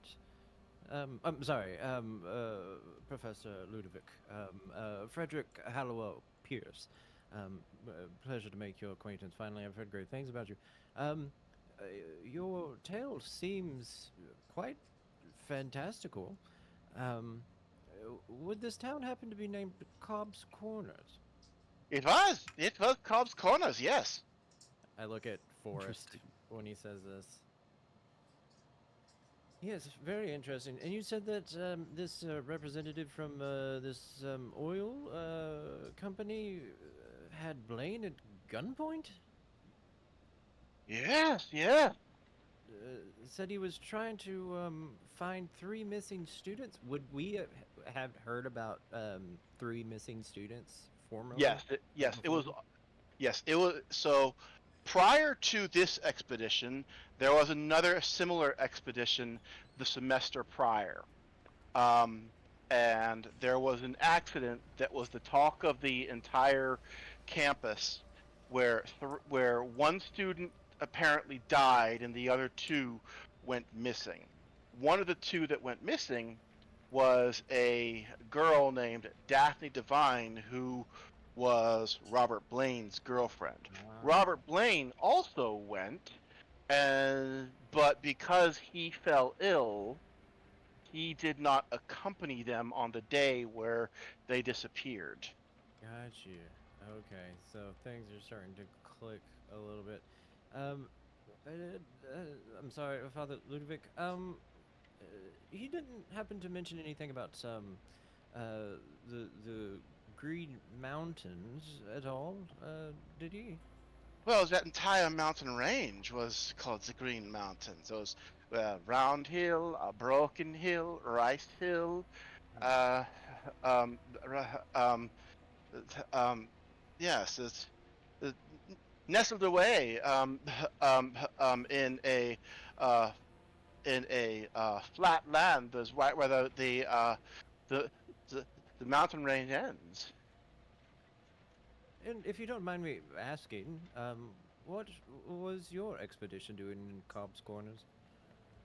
Oh, I was there along with the so those so students who were struggling with their grades or just wanted extra credit had the option of going either to accompany the survey group, which was there for with geological surveys, or with social sciences to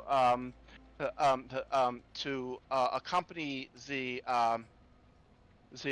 students who are going around and asking townsfolk about local folklore, local legends, and just stories and history of the local place. I was accompanying that group.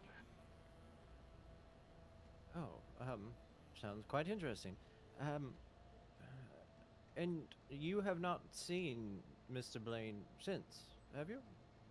Oh, not since he returned. No, I've heard that he's been nestled up in his dormitory ever since he returned, from what I understand. I don't quite know why, but that's what I hear. Would either me or Summer or Professor Farwell know which dorm he's in? Uh, Give me a an education roll.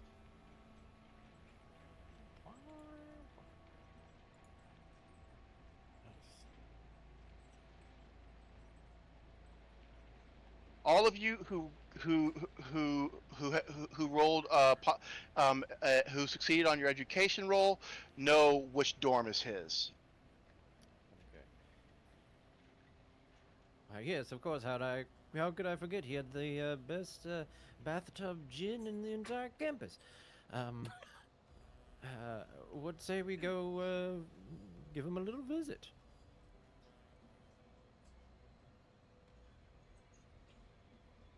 That's what you want to do. We can head that way. Thank you, Father. Yes. Thank you, Father. And Freddy awkwardly crosses himself before leaving and sort of bows, not knowing what to do. Alright. Sorry, you don't have to do that. Do I not? I don't know. I'm pretty sure he's Catholic, right? Catholic? Yes. This is not the church. This is just an office. Oh, you could hear me. So sorry. Yes, we're on our way. Good day.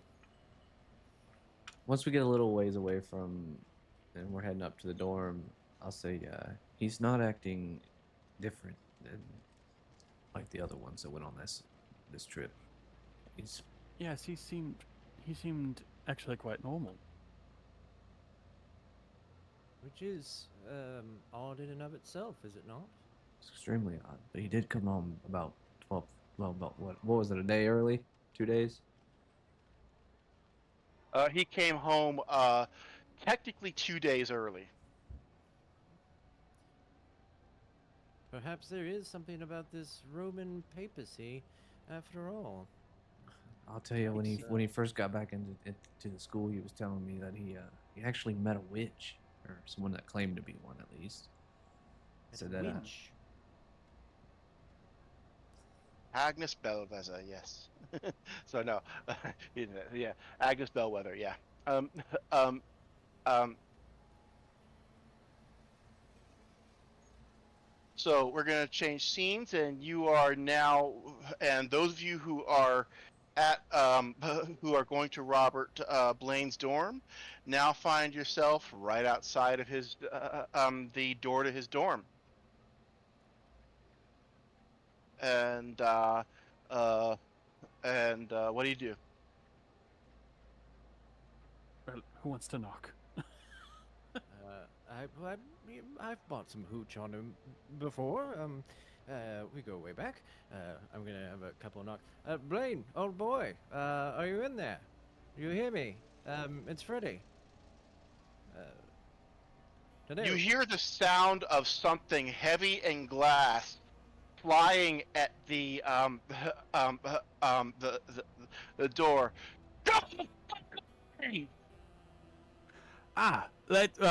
He seems to be busy. Let's go. Yeah, I kind of look at Professor Farwell. What should we do? Should we get the authorities? What? Uh, They'll kick him off campus for all his He's drunkenness. he's your friend. So if you're going to turn him in, No, I don't want to see him go away just because he had a couple of nips off of the old flask. Sounds like he's had more than one nip. It's true. I say, Blaine, old boy, it's Freddy. If you didn't hear me before, I'm come on a social call. I was wondering if you would like to kind of look at the other two. Have a bit of a drink. Kind of Give me a put listen my roll. shoulders up. Listen.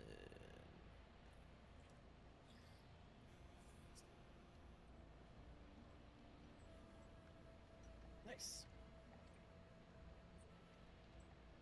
You hear what sounds like him sobbing inside. And you hear him go, I don't feel like talking right now.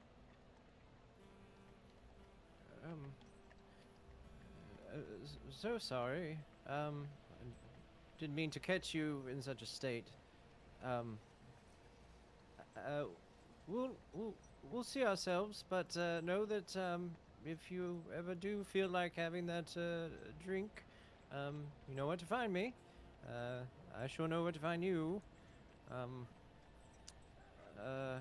just at a loss looking at the other two.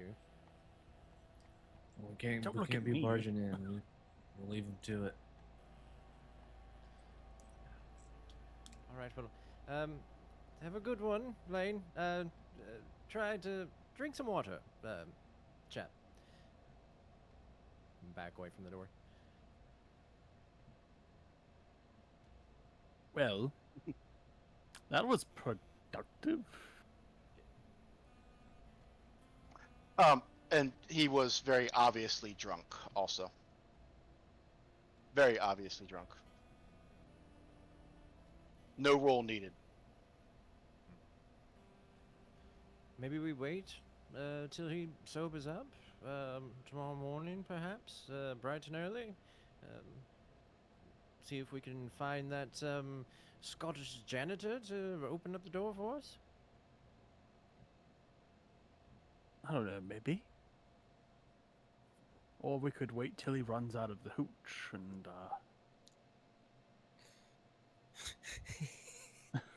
Well, Just it come in sounded after. like he just wasted it on the back of the door. So he's going to have to leave the room eventually. Dick. Oh, Dick.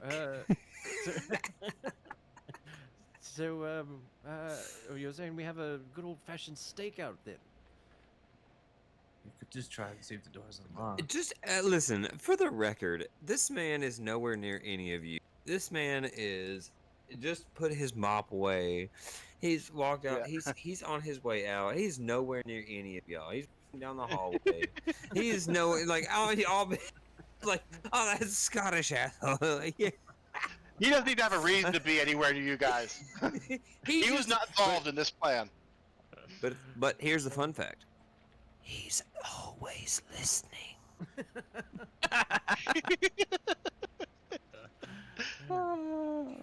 Nothing gets past me, bruh. Nothing gets past me. Does anyone else feel the hairs on the back of their neck stand up? It's Yeah, strange. I feel as if I have an eye on me somewhere. I know. One that's Just not one. quite focused. It's so strange. Yeah, I suppose we could try the door, see if it is open. I'm gonna try the door and see if it's unlocked. I guess I feel Give me a luck obligated roll. as a staff Give me luck. member to check on a student in need. Nice. Welfare just check. over. Welfare check. Yes. Yes. Okay, luck roll. 1 and 9.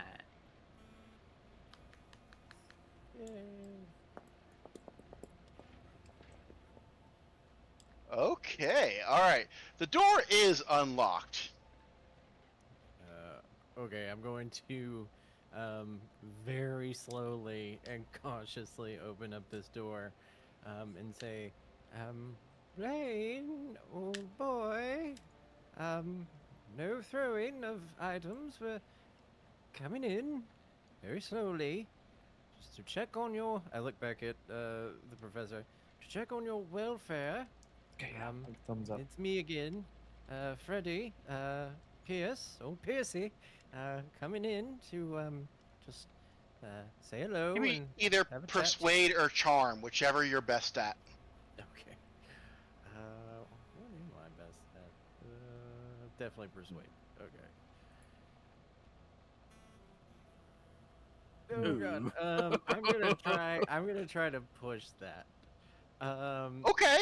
I'm going to say, and I've brought with me, and I kind of thump a flask that I actually do like keep on me in my Alright. breast coat pocket, and I've brought with me some of the better scotch, the real do stuff. realize not I'm- that, I'm supposed to bathtub. turn you guys in for that.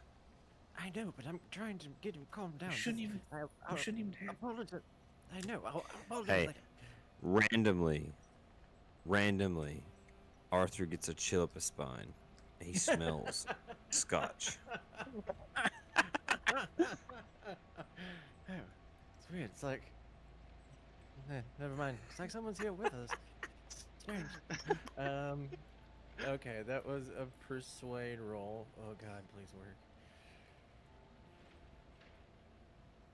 Nice. Oh, Nice. okay. Ooh. Ah. Sweet. All right. So he looks over at you. He is leaned down, like slumped over at a chair in front of a table. His eyes are bloodshot. He's drunk. He is still wearing the same clothes that he came home in yesterday. He has not slept. And he is about out of alcohol.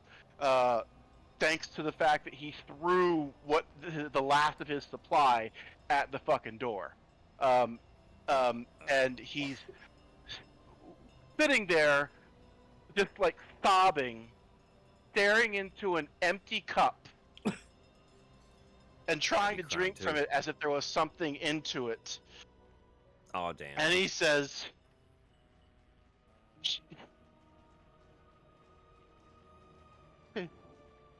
"Those bastards. Those fucking bastards." I'll And then he just gets up and reaches for that flask that you were typing onto. Yeah, I take it out of my breast pocket, and just like hand it to him. It's his. And it does actually have some pretty good scotch in it. Ah, yes. Give the alcoholic alcohol. What am I supposed to do? He's like a madman. I can smell you. Did you hear that? What was it? God, it sounds like that Scott is around here somewhere. It's like he's around the corner. My God. Now, he takes a sip and he says, "He fucked everything up. They messed it all up. They messed it all up. What are you Who talking might- about? They were supposed to give her back. They Who was supposed to give who back? You're not making much He looks sense, over man. you and he says, Flamingo! Flamingo! They said they'd give her back! Is he saying Famigo? No, the Migo. The Migo. Okay, the Migo. Hmm. They said they'd give her back, but she's not her. They didn't put her back right. Oh. Didn't put her back right. The Migo didn't. Do She was would any supposed to be Clarissa. what? Oh. Oh, okay. I think I might have an inkling of an idea of what might be going on. Who was supposed to be Clarissa, old boy? You wouldn't believe me. You don't even know. That's And he takes another swig.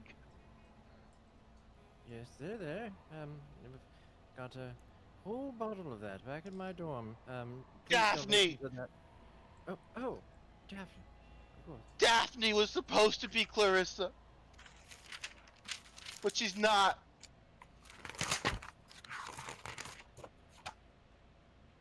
Um, We were supposed to be together again. how and can who one exactly? how can one person be another? What are you talking Yes, and what is the Migo?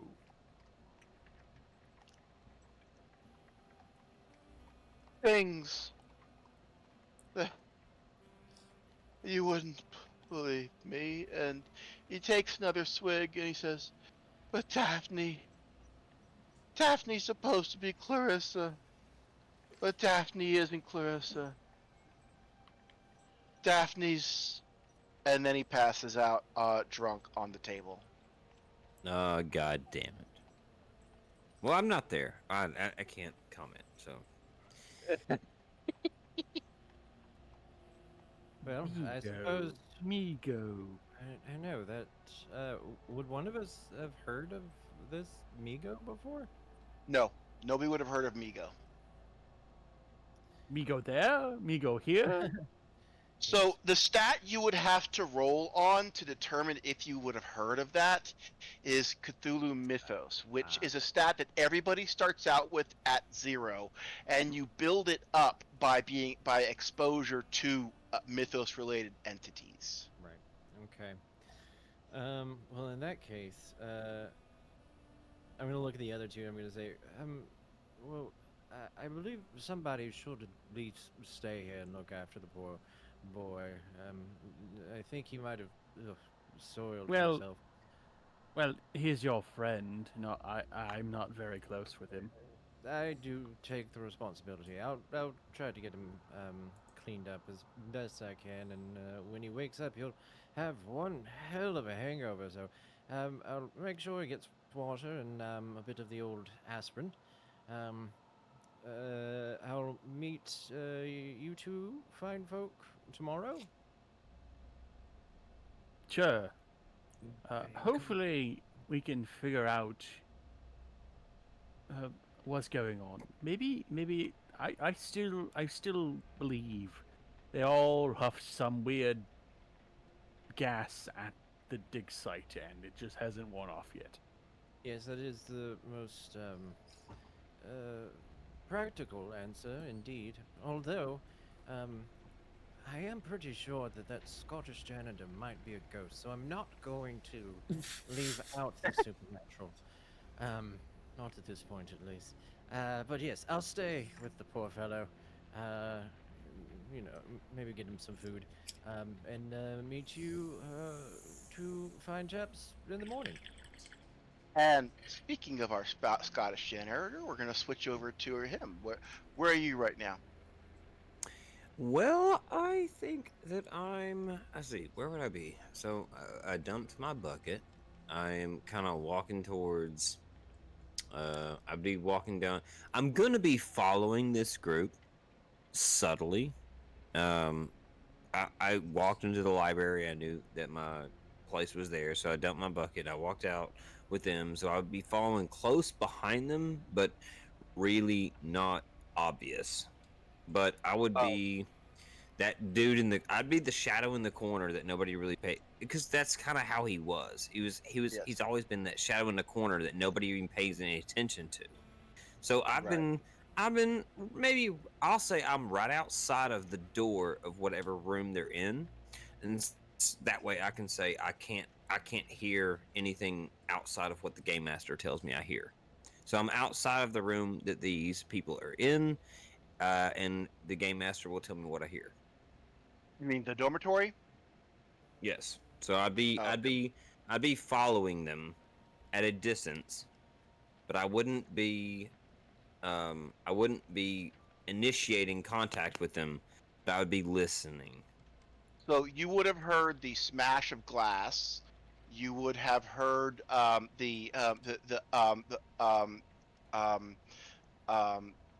um, sobbing.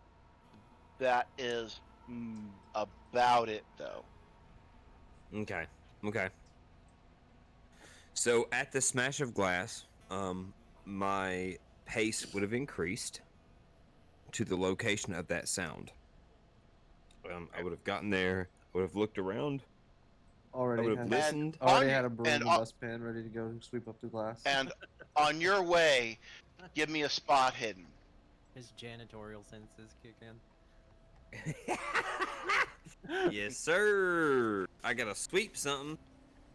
I sense a I matches smell afoot. a spill. I smell smell a spill. spill. All right. Okay, you said give you a Spot hidden. spot hidden. There we go. Okay. 25. Spot hidden. Oh, that's a success. All right. So you notice that you are also being tailed somewhat.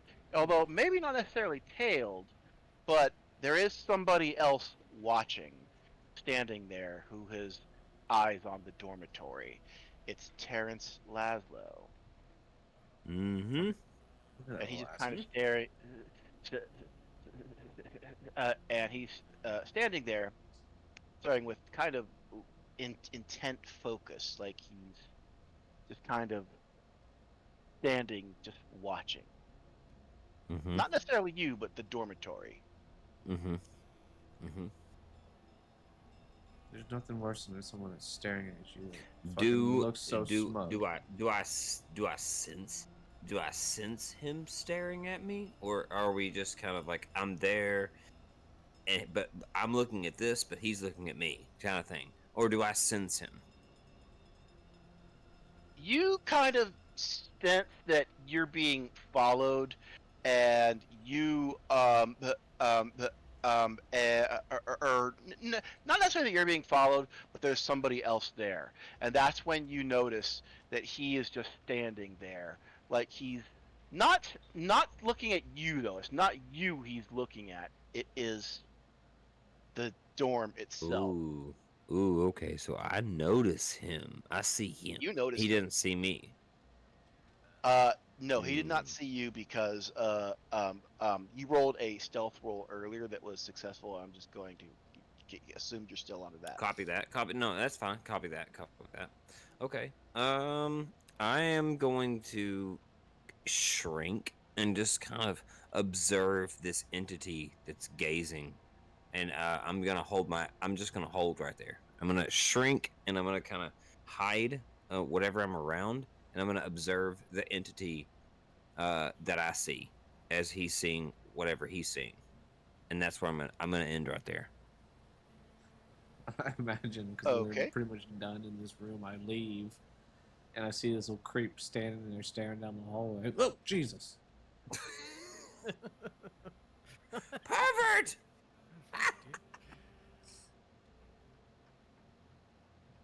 What are you screaming about? Oh God!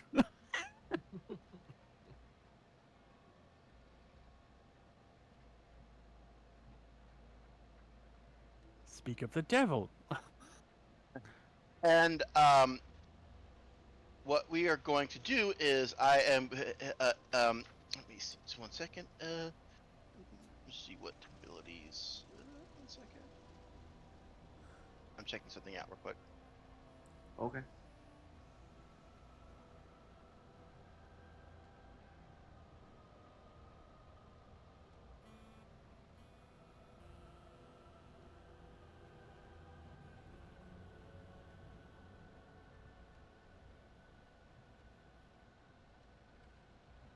Tune in next week with Dragon Ball Z.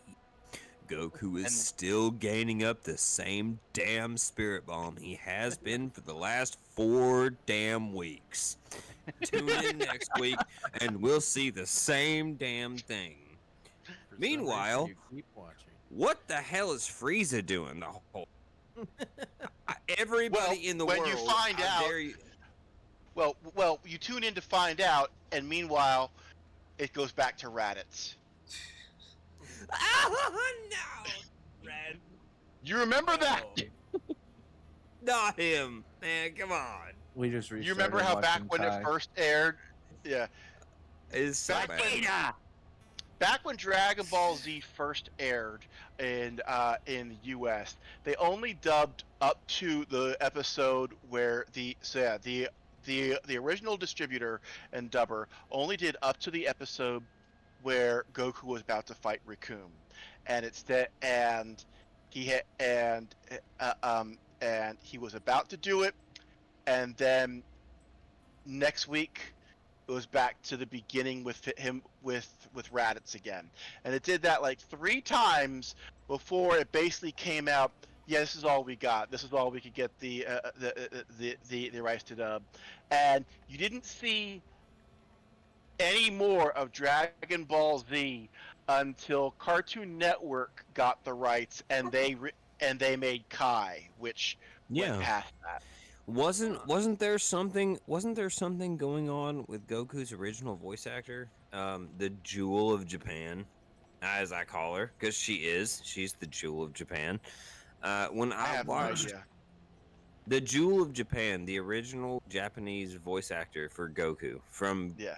Dragon Ball all the way through Dragon Ball Super, the Japanese translator, she is considered the Jewel of Japan. She also played Naruto in all of the Naruto Shippuden and basic Naruto up until Boruto happened. She's literally the voice actor for Japan as far as it comes to US. Believe And it. she Anyhow. passed away. Not like I think I want to say she passed away like 2-3 weeks ago or something like that.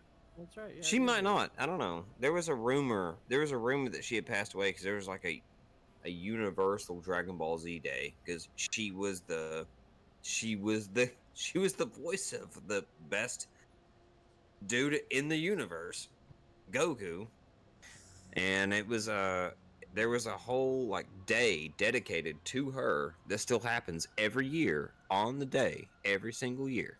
It's called literally Dragon Ball Z Day. Nice. And it's like I don't know. I can't remember her name though. I couldn't pronounce it if I wanted to. It'd be disrespectful if I tried. To be true. But yeah. Long live Dragon Ball. Yeah. Sorry. Let's go. No, it's all right. Keep going. So, Sorry. That's my fault. so- That's totally so- my fault. That's my fault. No, it's all right. It's all right. So you see, Terrence Laszlo standing there, and you see, and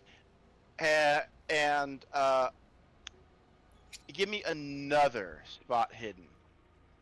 Copy. Me? To me? Yep. Okay, copy If you- that. if you're watching it.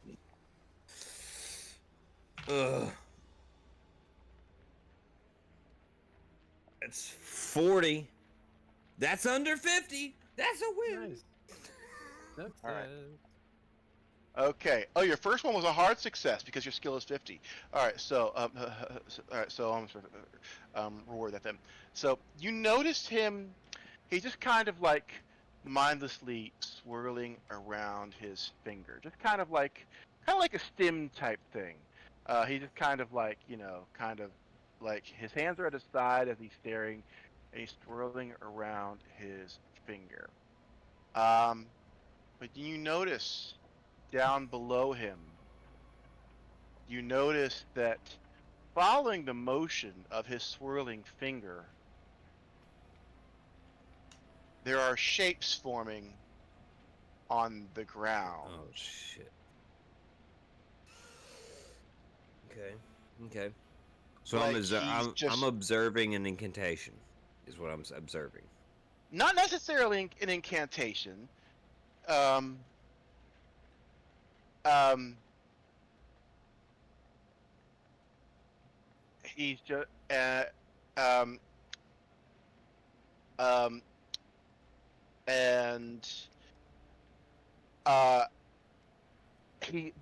but he is listening, and he is listening for when the students who are visiting Blaine leave, and he and as soon as they start walking out of the dorm, he his hand that was just pointing his finger down goes open, like flat wide open, and just completely just like kind of, and you see the shape on the ground that he was forming just kind of flatten out, and then he starts walking toward the dorm. Okay, And on that, and who I'm observing is Henry, correct? No, no, Terrence. Terrence Laszlo. Terrence. Okay. I'm watching Terrence. Okay, Yes, copy that. and he starts walking in, and he's walking towards it with like a purpose. Mm-hmm. Mm-hmm. Figures. Name's freaking Terrence. Figures. No one named Terrence can be up to any good. That's facts, man. He's It's basically he's a little Karen asshole. facts. Those are Darren's. Those are Darren's, Tat. This dude. He's a Darren. You Those are Darren's. despise this guy. And at seeing him doing this, making shapes form on the ground just with finger movements, almost as by force of will or something, give me a sanity roll. Copy that. Okay. That's the first one of the session. Nice. Yeah, it Yeah. is. It is. Don't worry, they'll pick up. Yep. Yeah. Yuddy. 22 out of 80. Oh, nice. Okay. You Okay, hold on. Before we go any Yeah. further, doesn't that reduce my sanity, though? Even though I succeed, does that reduce my sanity down 20? Correct? no. So sanity roll. So that does not reduce your sanity. No. So the way it works is when you see something that affects your sanity, you're going to be asked to do a sanity roll. Depending Okay. on how severe and outlandish what you're seeing is, a success will either reduce the sanity loss to the minimum or mitigate it completely. In this case, it would have been a 1 point of sanity loss if you failed, and no sanity loss for succeeding. Okay, my sanity is 80. I rolled a 22. Okay, so you are just fine. You Okay. you Copy. look at this, and you're more curious than alarmed. It's like, yes, this is surprising to you. It's not something believable, but it's at the same time, it's something that is more has you curious than anything else. All right, so I'm gonna monitor, but I'm gonna monitor from a safe distance, and I'm gonna stay hidden. But I'm gonna watch. Okay. So I guess we will step out. Well, yeah, I said he was waiting Okay. for you to leave, and then To after leave. you Okay, leave, he okay, goes. okay. Yeah. I think we said I was gonna stay in there with Blaine for the night, just Right. to Oh. make sure that he. Oh, I do remember that. Yeah, okay. he did say that.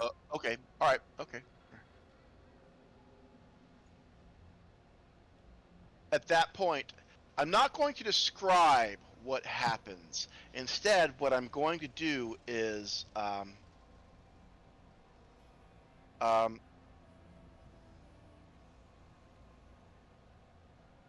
let me see.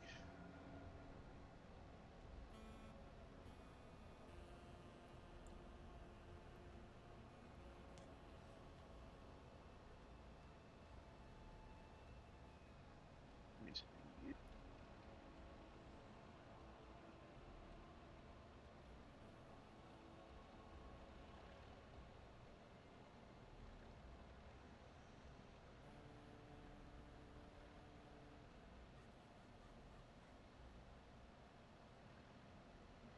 Okay, so what I am going to do is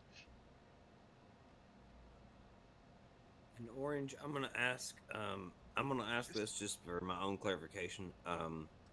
Where Arthur is, can you give me a sit rev of what it is that is transpiring, what room I'm in, what's going? Because I'm trying to collaborate with so there the is so it is a dorm building that that is relatively small. It's like maybe it's like a smallish like 3-story apartment building that was converted into student housing. And Blaine copy that. was on the very first floor. If you go into the building through the main entrance, his building, I mean, we're going to say is like, it's like the third door on the right. And that's Rob, right? That is Robert Blaine. Yes. That's Rob, the alcoholic. Got copy. Yes. Okay. All right. Um, all right. Now,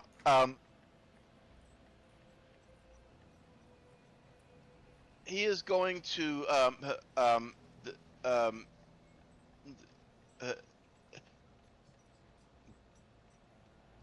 the, Well, he's cast in that magic circle, right? And so that was I'm more of like a subconscious, kind of like a stimming sort of thing he was doing with it as he was standing there okay. waiting. Okay. So I was just observing him doing it. Yes. That's all. Yes. Okay. All Yes. right. So and we're on the first floor of the All right. dorms.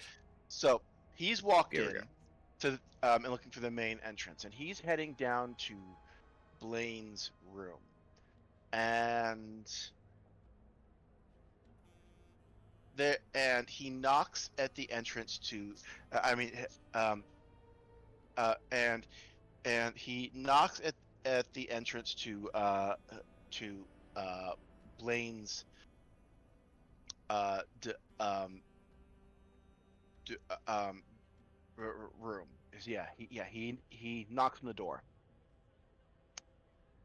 Uh, Have, has the other two left? Is it just me there? it's just you and Blaine. Yeah, I'm gonna absent-mindedly be like, yes, who is it? It's Hello. okay, there's no reply back.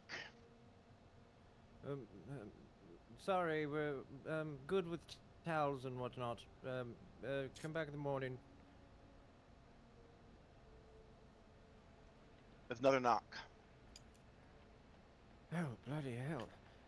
I get up, walk over, go to the door. I said we were fine. You can take your toiletries or whatever it is that was ordered from the front desk and take them back.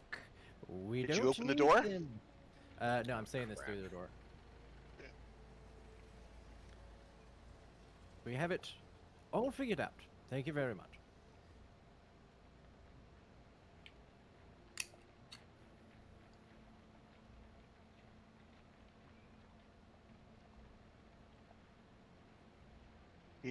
There's another knock. At this point, I'm like, all right, we're about to have a bit of a row. And I quickly open up the door. You open up the door,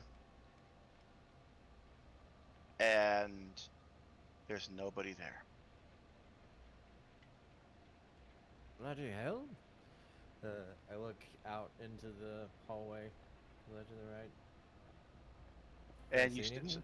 so you step out in the hallway and look. Yeah, yeah. All right. And you step out in the hallway.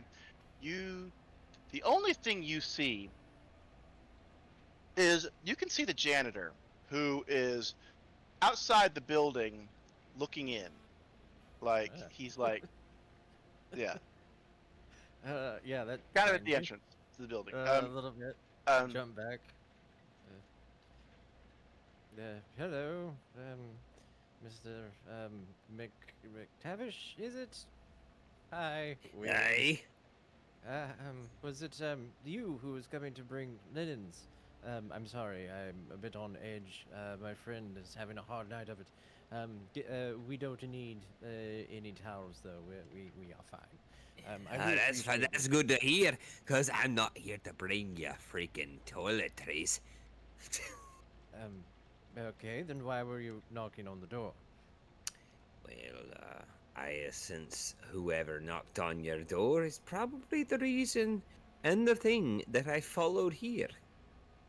I'm guessing you didn't see anything, did you? And the eye will stretch out. It almost looks bulging a little bit, like from the right hand side, because I'm guessing he's looking at it from a balcony, right?